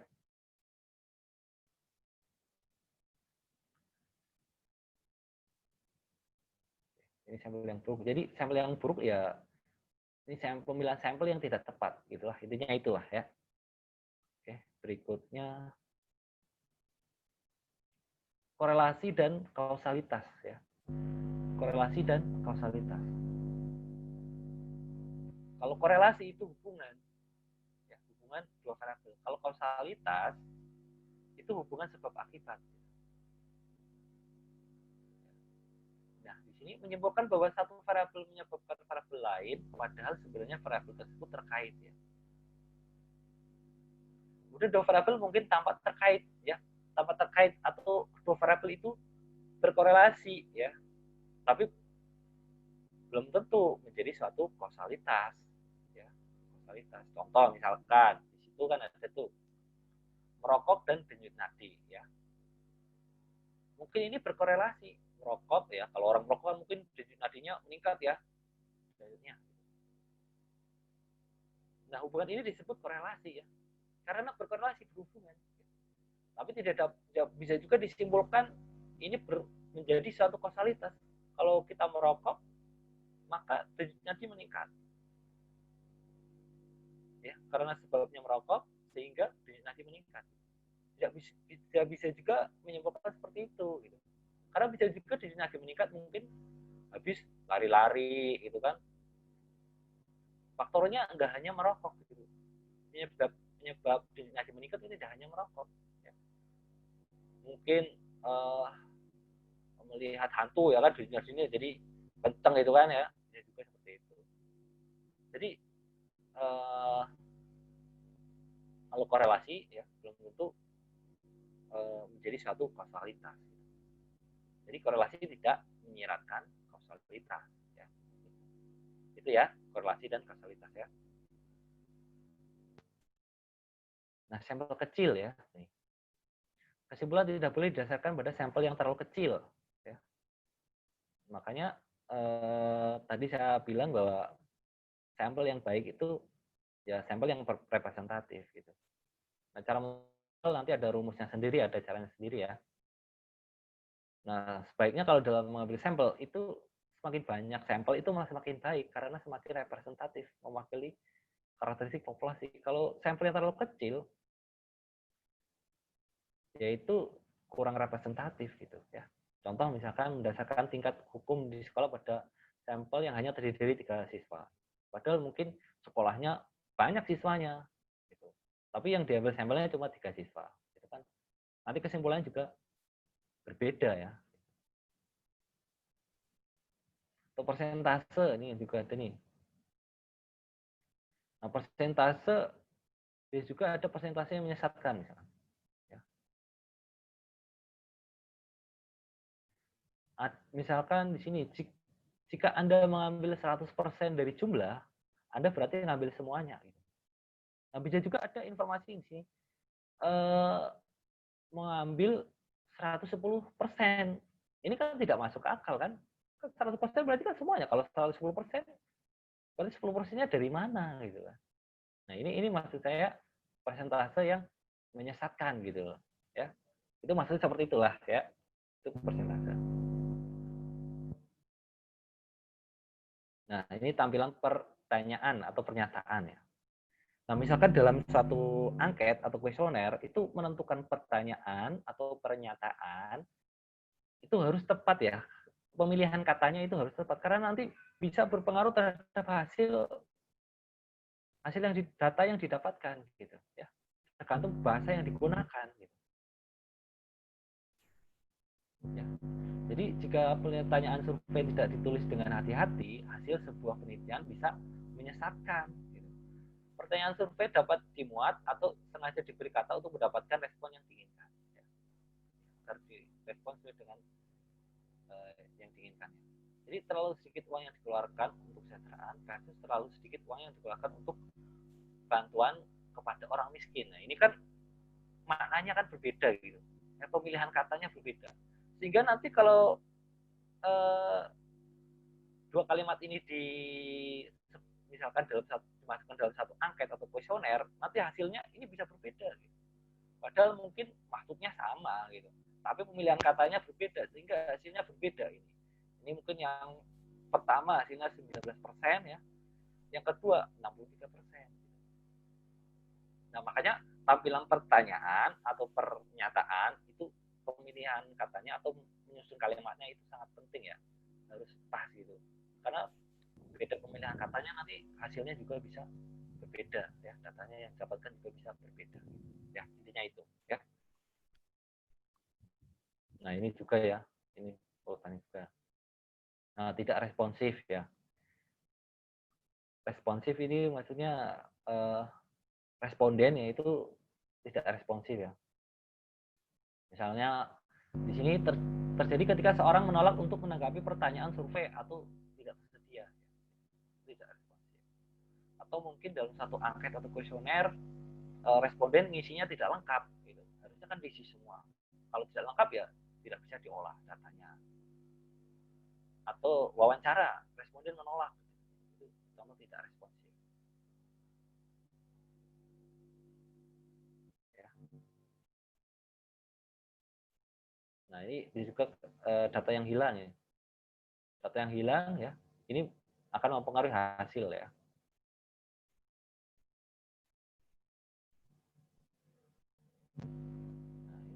Atau bisa juga peneliti yang menghapus atau menghilangkan karena tidak terkait dengan penelitian. Nah, ini juga data hilang atau kurang lengkap ya.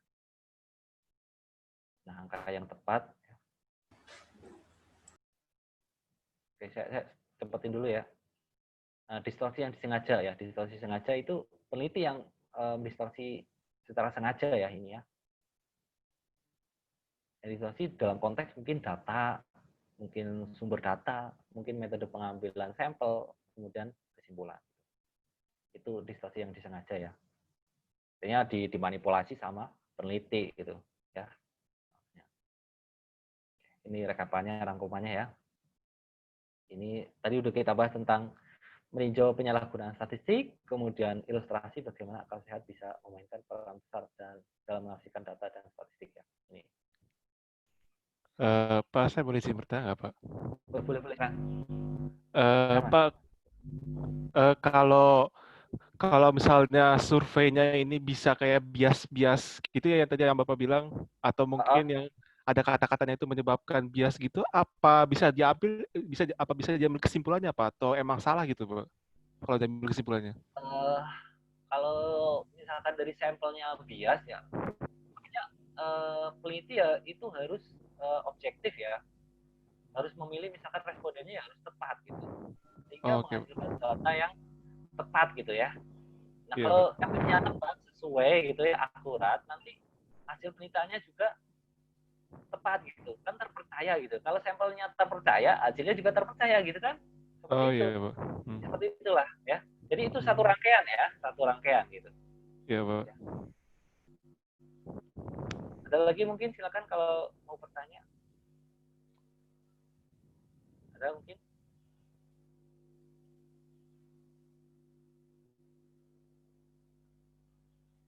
Oh ya, pasti mau nanya lagi, Pak. Ya. Itu kalau yang tadi saya bilang yang bias gitu, kira-kira bisa pengaruh ke semuanya ya, Pak ya, ke satu penelitiannya ya, atau gimana ya? Ya, yang jelas kalau sampelnya bias ya, itu nanti berpengaruh ke hasil ya. Oke, Pak. Hasil kesimpulannya juga bias juga gitu.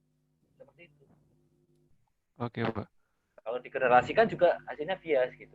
Makanya kan dalam penelitian, makanya kita mengambil datanya itu juga tepat ya. Instrumen yang digunakan ya, instrumen itu kan alat ya. Alat yang dipakai itu kan kalau peneliti itu kan berupa angket atau kuesioner ya. Gitu.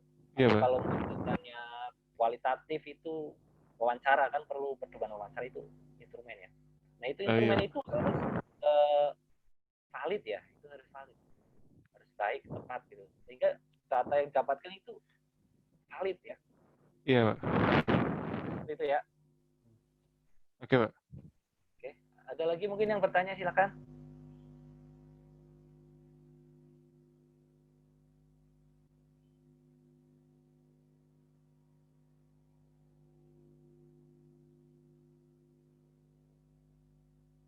Silakan kalau mau bertanya lagi, boleh silakan. Ada yang mau bertanya?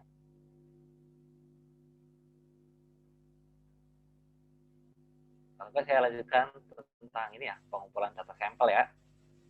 Nah ini sampel ya.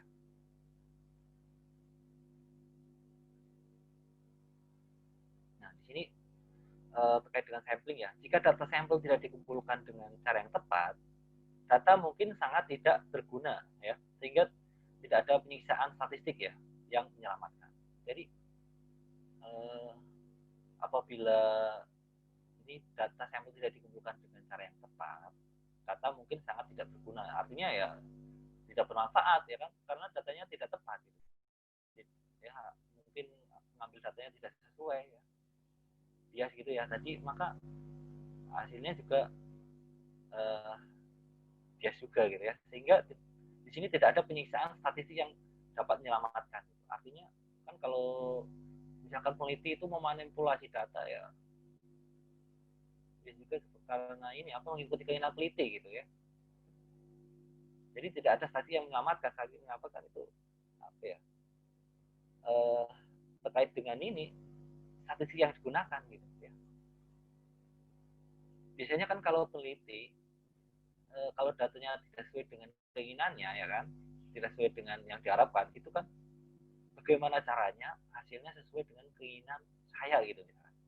Nah untuk itu datanya di otak-atik ya, itu di otak-atik gimana caranya biar lolos sesuai keinginan saya itu. Statistiknya ya di otak dimainkan di situ lah ya. Seperti itu. Nah, kalau tindakan seperti itu kan tindakan yang salah ya dalam penelitian. Nah di sini metode yang digunakan untuk mengumpulkan data sampel mempengaruhi kualitas analisis statistik. Nah ini data sampel ini juga berpengaruh nanti terhadap kualitas ya hasil analisis statistiknya. Ya. Kemudian yang penting adalah sampel acak sederhana, random ya, simple random sampling.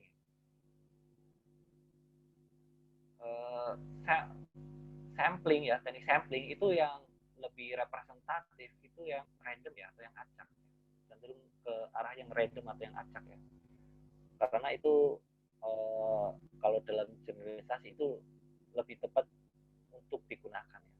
Kalau dalam generalisasi ya itu lebih tepat menggunakan yang acak ya sampelnya, sehingga kesimpulannya itu bisa berlaku untuk semua populasi. Nah, ini nanti di sini kita akan bahas ini macam-macam teknik sampling ya, teknik sampling.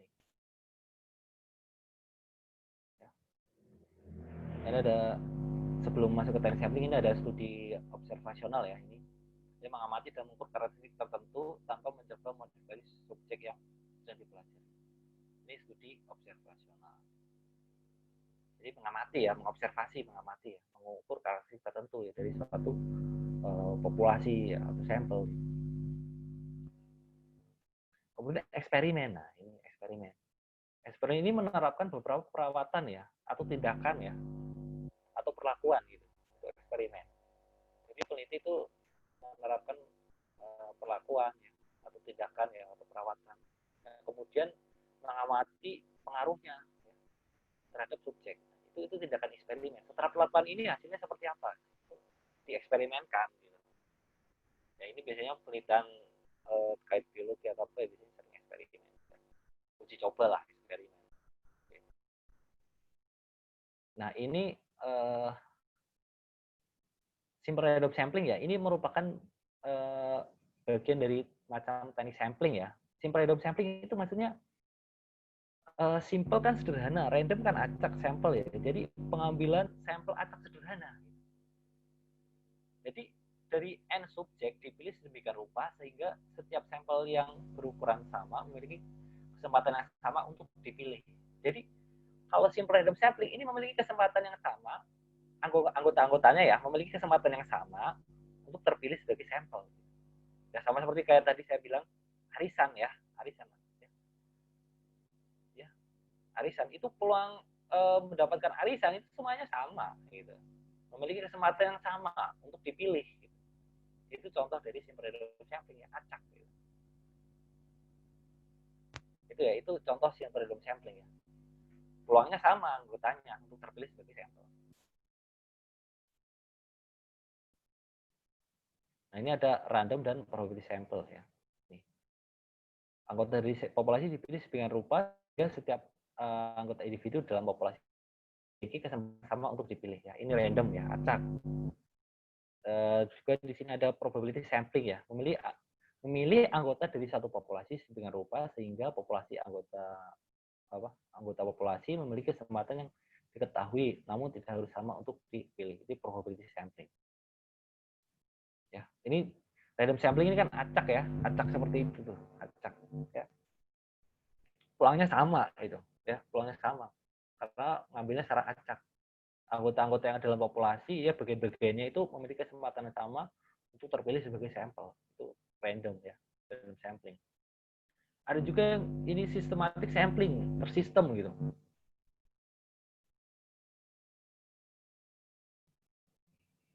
Misalkan ini contoh, ini beberapa titik awal dari setiap elemen populasi. Misalkan orang ya kan, orangnya ada berapa? 1, 2, 3, 5, 6, 7, 8.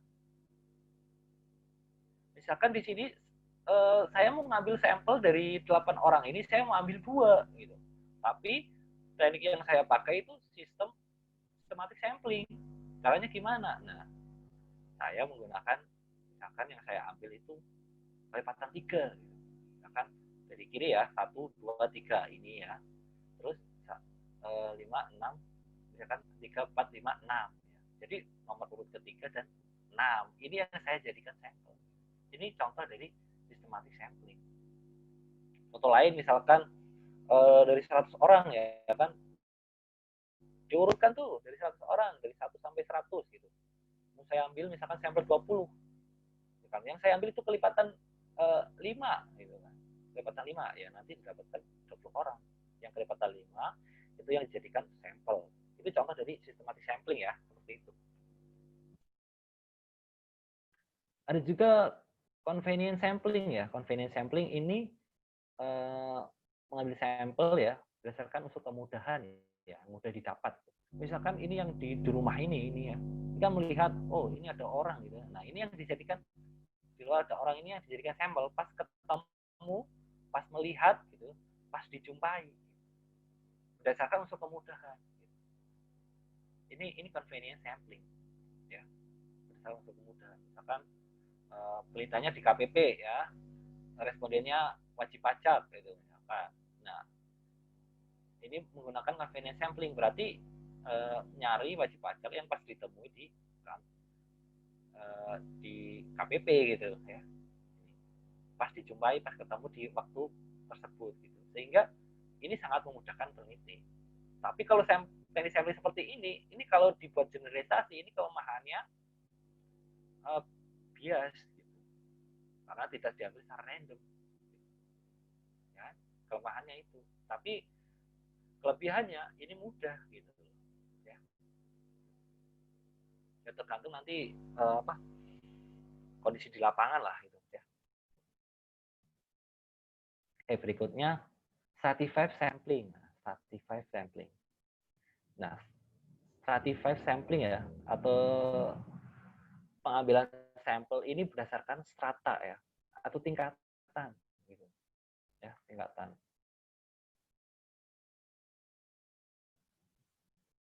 Nah, ini dikelompok-kelompokkan ini ya, tingkat-tingkatannya. Yang diambil yang mana ini diseratakan dulu, dikelompok-kelompokkan. Ini mungkin yang kiri yang woman ini ya, yang kiri ini orang India, ini orang mana, dikelompok-kelompokkan baru diambil. Atau mungkin bisa juga diseratakan semuanya tingkatannya ya, kemudian nanti diambil secara acak. Bisa juga seperti itu. Misalkan contohnya kayak gini. Misalkan sampel populasinya itu karyawan perusahaan ya. Nah, karyawan perusahaan itu saya seratakan berdasarkan latar belakang pendidikan ya. Ada yang mungkin lulusan SMA, D3, S1 ya. Itu ada kelompoknya masing-masing, dikelompokkan semuanya itu. Nah, itu kan diseratakan. Nah, baru diambil secara acak dari masing-masing sub kelompok tersebut gitu. Ambil secara acak atau random. Itu bisa juga seperti itu ya. Jadi intinya diseratakan, dikelompok-kelompokkan, ini berdasarkan strata yang mana gitu. Itu kayak gitu ya, stratified sampling ya. Ada juga cluster ya, cluster. Jadi cluster ini bagilah daerah populasi jadi beberapa bagian ya, atau kelompok ya. Kemudian secara acak dipilih beberapa kelompok tersebut, pilih semua anggota dari kelompok yang dipilih gitu.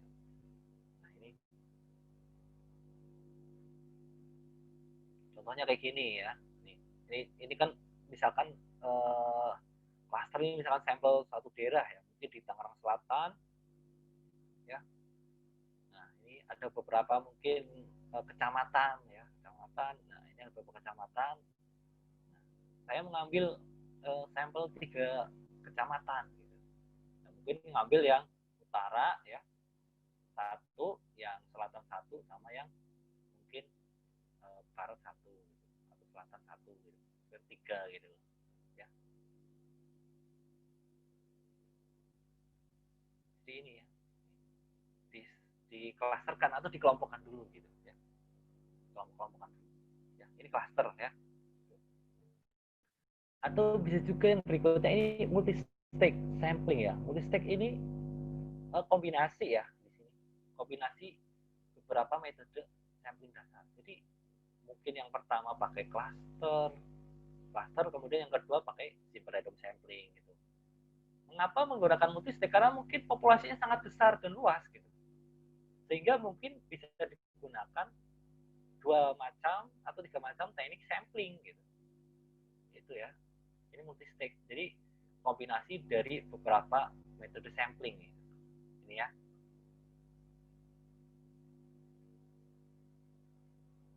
Jadi di sini ada tahapannya ya. Jadi dalam desain sampel bertingkat, peneliti memiliki sampel dalam tahap yang berbeda, dan setiap tahap mungkin menggunakan metode pengambilan sampel yang berbeda ya. Jadi multi-stage ya, atau kombinasi dari beberapa macam teknik sampling ya. Nah, ini macam-macam teknik sampling ya. Jadi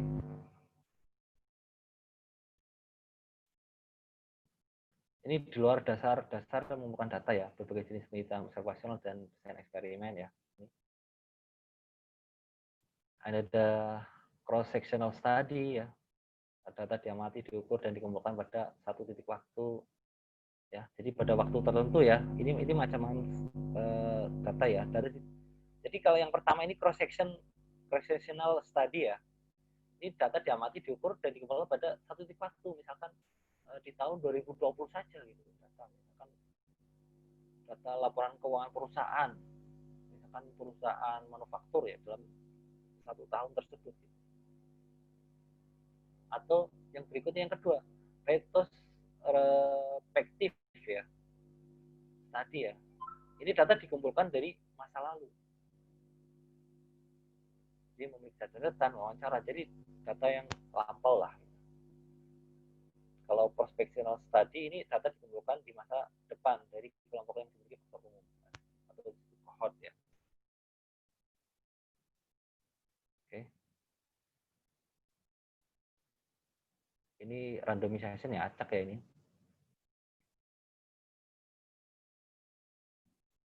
Ini replikasi itu pengulangan eksperimen pada lebih satu objek ya. Oke, blending dan seterusnya ya. Oke. Mungkin sampai sini ada pertanyaan ya. Silakan kalau ada pertanyaan. Kurang lebih materinya itu ya yang kita bahas sesuai dengan RPS-nya ya ini ya. Pak, saya ingin bertanya, Pak. Ya. Kalau dulu kayak ada sensus ekonomi gitu ya, Pak. Itu nyatanya kayak itu metode pencatatannya kayak gimana ya, Pak ya? Kan kalau kayak sensus biasa. Kalau sensus Kan ekonomi itu kan di data semuanya ya, Mas ya. Di data semuanya. Iya. Di data semuanya. Kalau semuanya beda dengan ini sampel ya. Itu semuanya di data. Kalau dalam sampel yang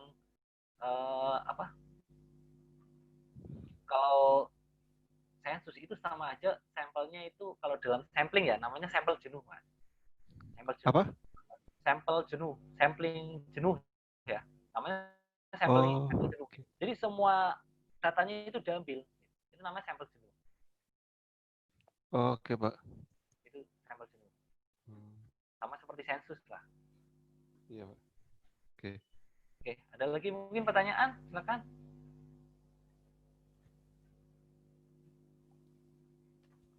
Oh iya, Pak. Saya Pak izin bertanya. Ya, silakan. Untuk yang teknik sampling itu semuanya apakah akurat, Pak, atau ada yang lebih akurat gitu? Atau semuanya tuh derajatnya sama aja? Gimana? Coba ulangi. Untuk teknik sampling itu apakah ada teknik yang paling akurat atau semua teknik itu sama aja, Pak? Kalau untuk proses generalisasi itu yang lebih tepat itu memang yang acak ya, random gitu. Teknik sampling yang acak, random gitu. Ya, karena kalau secara acak ya, itu dalam generalisasi itu bisa lebih tepat gitu. Berbeda dengan misalkan yang berdasarkan unsur kemudahan yang kita temui gitu ya, yang kita ambil gitu sebagai sampel. Nah, itu hasilnya nanti bisa bias gitu. Itu seperti itu ya. Yang lebih tepat itu yang ini apa? Yang acak ya, random. Gitu. Terima kasih, Pak. Ya.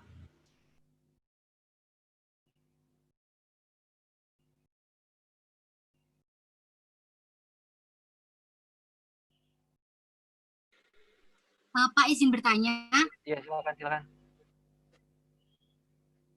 Kalau misal kan kalau di teori buku itu sampel lebih ini ya Pak, lebih efisien digunakan. Ada tidak kondisi di mana populasi lebih efisien digunakan gitu Pak? Dalam penelitian. Dalam penelitian emang sampel itu lebih efisien ya. Efisien di sini lebih hemat ya. Ya, kalau kita penelitian menggunakan sampel itu lebih efisien. Mengapa disebut efisien? Karena dari segi biaya lah. Kalau kita ngambil data cukup dengan sampel itu biayanya tidak terlalu banyak. Ya. Terus waktunya juga tidak terlalu lama. Beda dengan semua yang dalam populasi diambil datanya itu kan waktunya lama. Terus pikiran ya kan, pikiran kita juga lebih ruwet kan kalau banyak. Terus tenaga ya, kalau banyak kan capek gitu kan, itulah ya kurang lebih itu ya. Lebih efisien, maksudnya efisiensi yaitu waktu, tenaga, pikiran ya, biaya dan sebagainya, itu efisien. Makanya dalam statistik itu kita cukup menggunakan sampel saja. Kemudian dianalisis, nah hasilnya itu direalisasikan untuk semangat dalam populasi gitu, namanya generalisasi gitu, itu ya. Oke. Makasih, Pak. Ada lagi mungkin, silakan.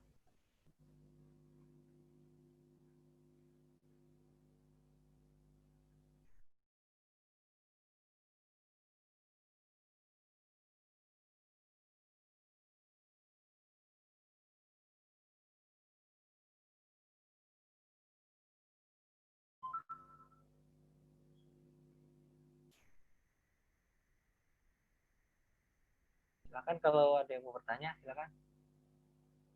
Waktunya masih. Pak, Ya. saya penasaran Pak, saya kan waktu belajar statistik ini kan kepikiran ya, kalau ini nanti bakal dipakai waktu bikin KTTA ya Pak ya. Kira-kira nanti yang sampel yang biasa dipakai itu yang mana ya Pak ya metodenya? Metode penelitian ini. Oh, kalau untuk KTTA ya, KTTA itu ya saya sebenarnya ini saya juga kurang paham ya untuk itu ya, karena saya basic ngajarnya saya kan bukan home base-nya bukan di STAN ya. Saya Oh iya home Pak. base-nya saya di ini Unpam. Tahu ya, Unpam Universitas Pamulang. Enggak Pak. Untuk saya di sana ngajar S1 akuntansi gitu. Nah, di STAN saya ngajar ini di D3 akuntansi. Nah, kalau untuk ini KTTA ya, mungkin kalau untuk STAN kalau nggak salah mungkin ya nanti dalam statistik ya kaitannya mungkin kayak analisisnya ini korelasi regresi mungkin ya. Oh, kayak gitu ya Pak. Regresi ya, dari suatu data nanti ada korelasinya nggak, regresinya gimana, sama regresinya gitu. Oh iya Pak. Gitu. Karena Kasih, Pak. level D3 sama S1 itu beda. Kalau D3 mungkin KTTA-nya data mungkin dari suatu instansi dideskripsikan, terus dicari korelasinya apa, variabelnya apa gitu. Tapi kalau S1 gitu ya, itu transkripsi itu penelitiannya ya udah mulai ini kayak sampel dianalisis gitu, sampel mungkin laporan keuangan perusahaan gitu ya, laporan keuangan perusahaan tergantung nanti variabelnya apa gitu. Penelitiannya Pak. Untuk akuntansi ya, kalau di kampus saya tempat ngajar itu di Universitas Pamulang itu kebanyakan regresi ya, jadi mencari ada tidaknya pengaruh gitu. Terus kalau ada pengaruhnya berapa persen pengaruhnya gitu. Regresi itu kan tujuannya untuk meramal ya, memprediksi. Oh iya Pak, oke. Gitu. Ya. Oke, ada lagi mungkin pertanyaan, silakan.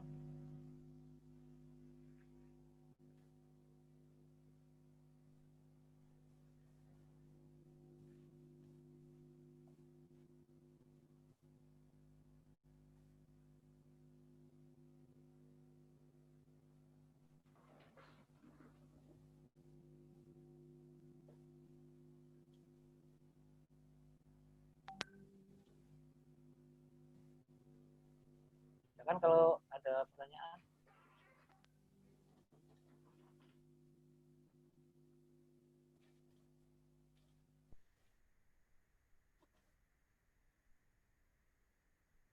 Ini masih ada waktu setengah jam ya, sampai jam 1 kan kita ya? Atau mungkin Iya udah Pak, sampai jam 1. Sampai jam 1 betul Pak. Oke, sampai jam 1.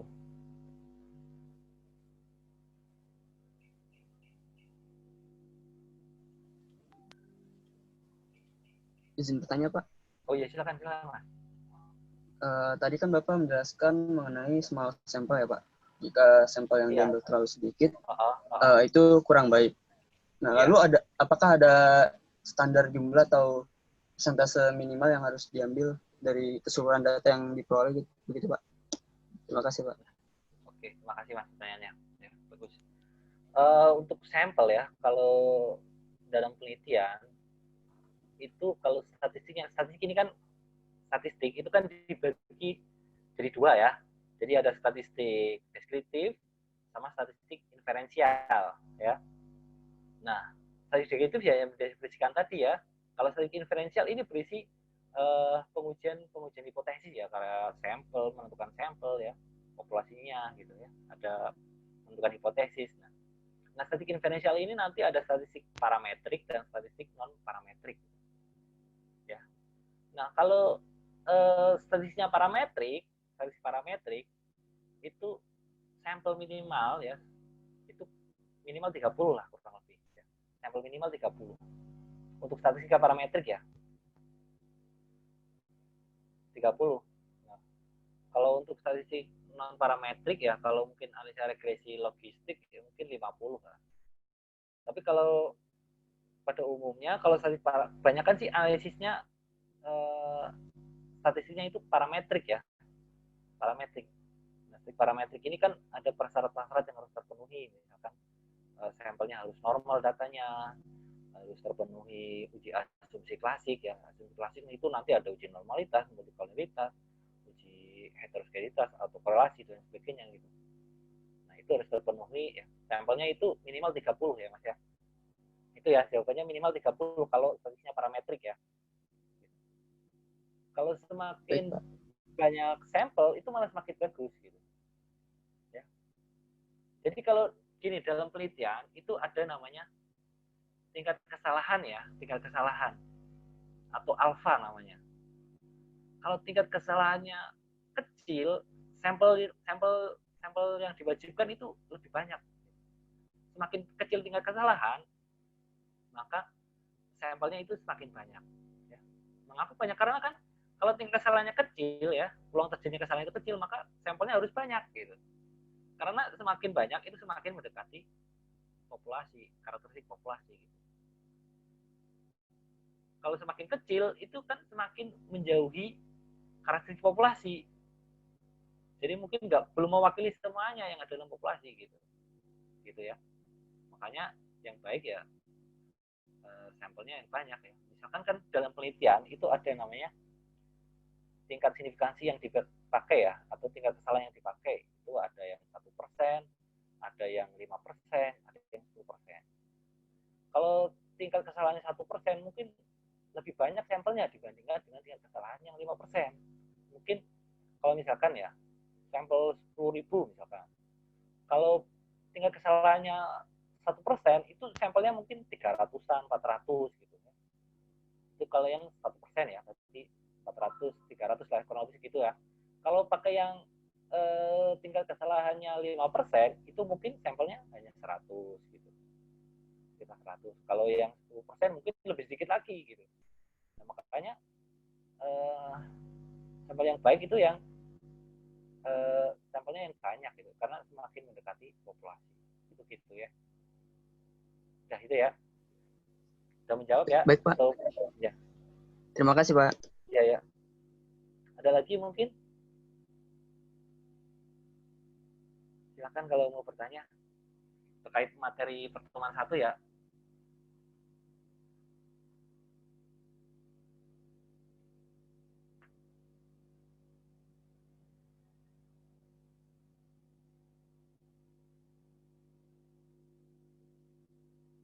Karena dalam penelitian itu ya ada tingkat kesalahan ya. Bisa juga penelitian itu melakukan kesalahan loh ya. Contohnya gini, logikanya gini.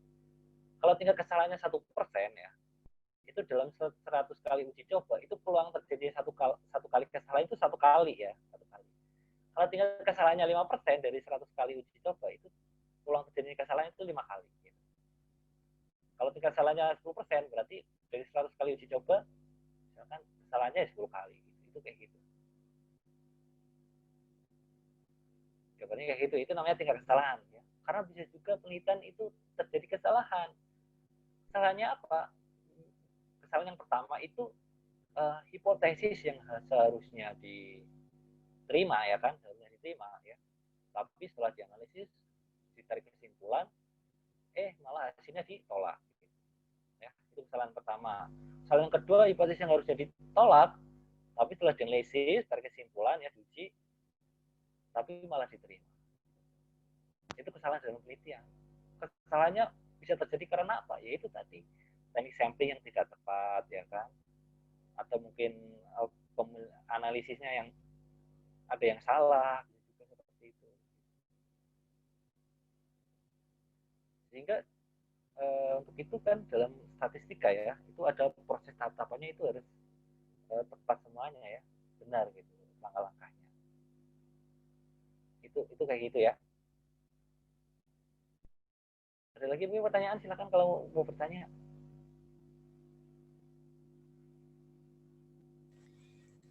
Izin bertanya, Pak. Silakan. Tadi kan Bapak sempat menyebutkan kalau untuk kita bisa menyelesaikan satu masalah dengan menggunakan metode teknik sampling ini, kita harus memilih teknik sampling yang tepat gitu kan, Pak. Nah, yang mau saya tanyakan, dari sekian banyak teknik sampling yang tadi sudah disebutkan, untuk kemudian kita bisa bilang, oh ya kita pakai teknik yang ini nih, ini yang pas, itu kriterianya apa ya, Pak? Terima kasih, Pak. Nah, ya terima kasih pertanyaannya ya. Nah, kita sesuaikan dengan ini apa? Pemilihan pengambil datanya ya. Karena kan ada juga di lapangan kita juga menemui berbagai macam masalah gitu. Ya. Berbagai macam masalah, misalkan contohnya gini. Kalau penelitian di KPP gitu ya, kayak saya tadi contohkan ya. Kalau penelitian di KPP, misalkan respondennya wajib pajak gitu ya, wajib pajak. Nah, wajib pajak kan kalau yang baik itu kan yang simple random sampling ya, diacak ya kan, diacak. Misalkan dari sekian ribu diambil sampel mungkin 300. Nah, 300 itu diambil secara acak. Nah, 300 orang ini kan ngambil acaknya kan susah gitu kan. Orangnya gimana, pada hari ini di mana, ya kan? Lokasinya di mana, rumahnya di mana, kita mengambil data dari dia kan susah. Gitu. Mungkin bisa menggunakan teknik sampling yang berdasarkan unsur kemudahan yang tadi convenience sampling ya. Tapi dampaknya apa? Kelemahannya yaitu tadi, kalau kita generalisasi itu hasilnya kurang meyakinkan atau sedikit bias ya, karena kalau kita ambil sampel misalkan dengan convenience sampling ya, misalkan orang yang pas kita temui ya,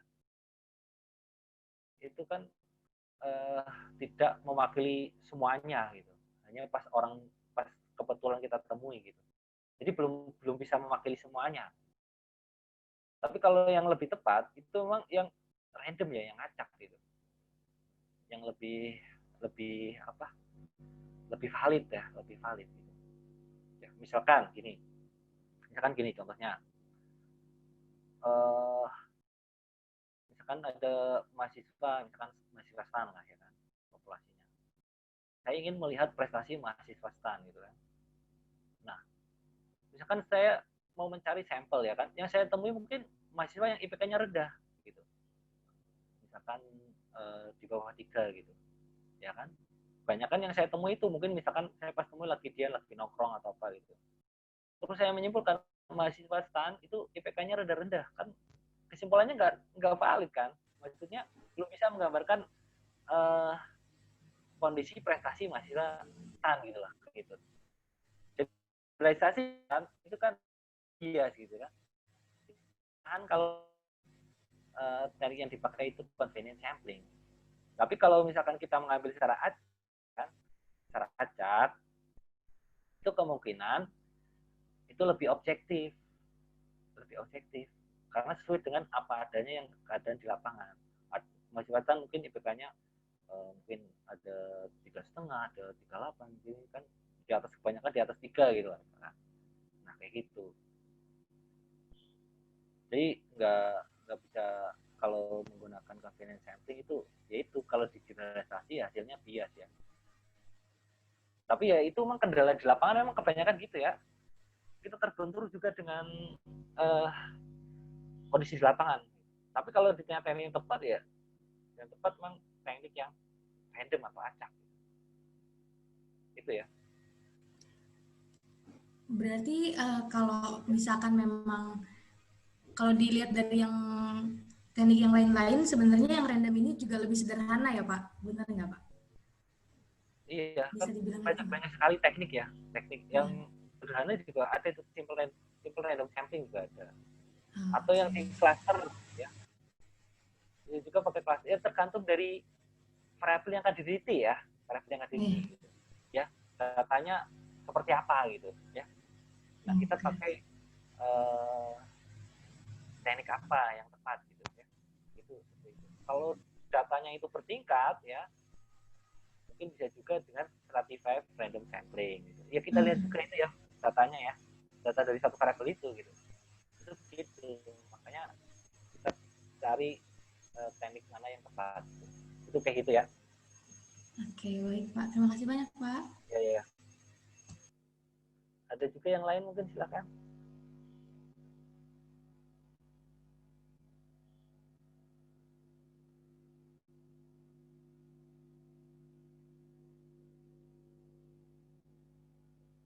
Kan kalau ada yang mau bertanya.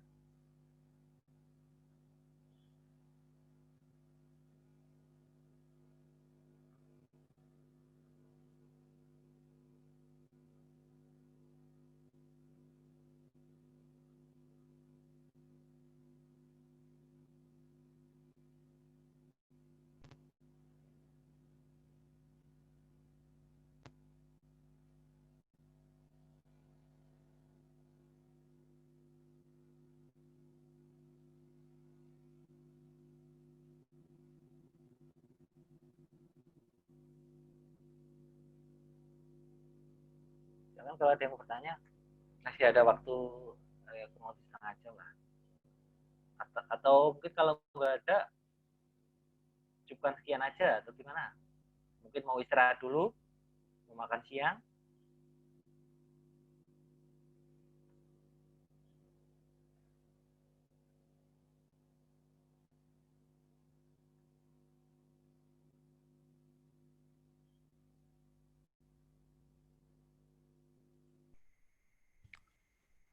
Pak, menurut saya kayaknya udah sih Pak pertanyaannya Pak. Udah. Iya. Ya kalau nggak ada pertanyaan ini waktu masih ada loh. Atau mungkin lanjut di WA ya kalau ada pertanyaan ya. Ya boleh gitu kayak gitu Pak. Baik Pak. Betul Pak, lanjut di WA aja Pak. Ya, oke. Nanti kalau misalkan ada pertanyaan ya di WA grup aja ya. Gitu aja ya. Pak. Oke, dilanjutkan di WA grup. Nanti saya coba bantu jawab ya kalau ada pertanyaan. Nah, untuk perkuliahan lewat Zoom ini cukupkan sekian aja, gimana? Yang lain setuju atau enggak? Boleh Pak. Boleh Ya, Pak. Setuju Pak. Setuju Pak. Oke, ya mungkin ada yang mau makan siang ya. Oke, untuk perkuliahan hari ini ya, saya cukupkan sekian. Kurang lebihnya mohon maaf. Assalamualaikum warahmatullahi wabarakatuh. Waalaikumsalam. Terima kasih banyak Pak. Terima kasih Pak. Bapak. Ya. Terima kasih Pak. Terima kasih Pak.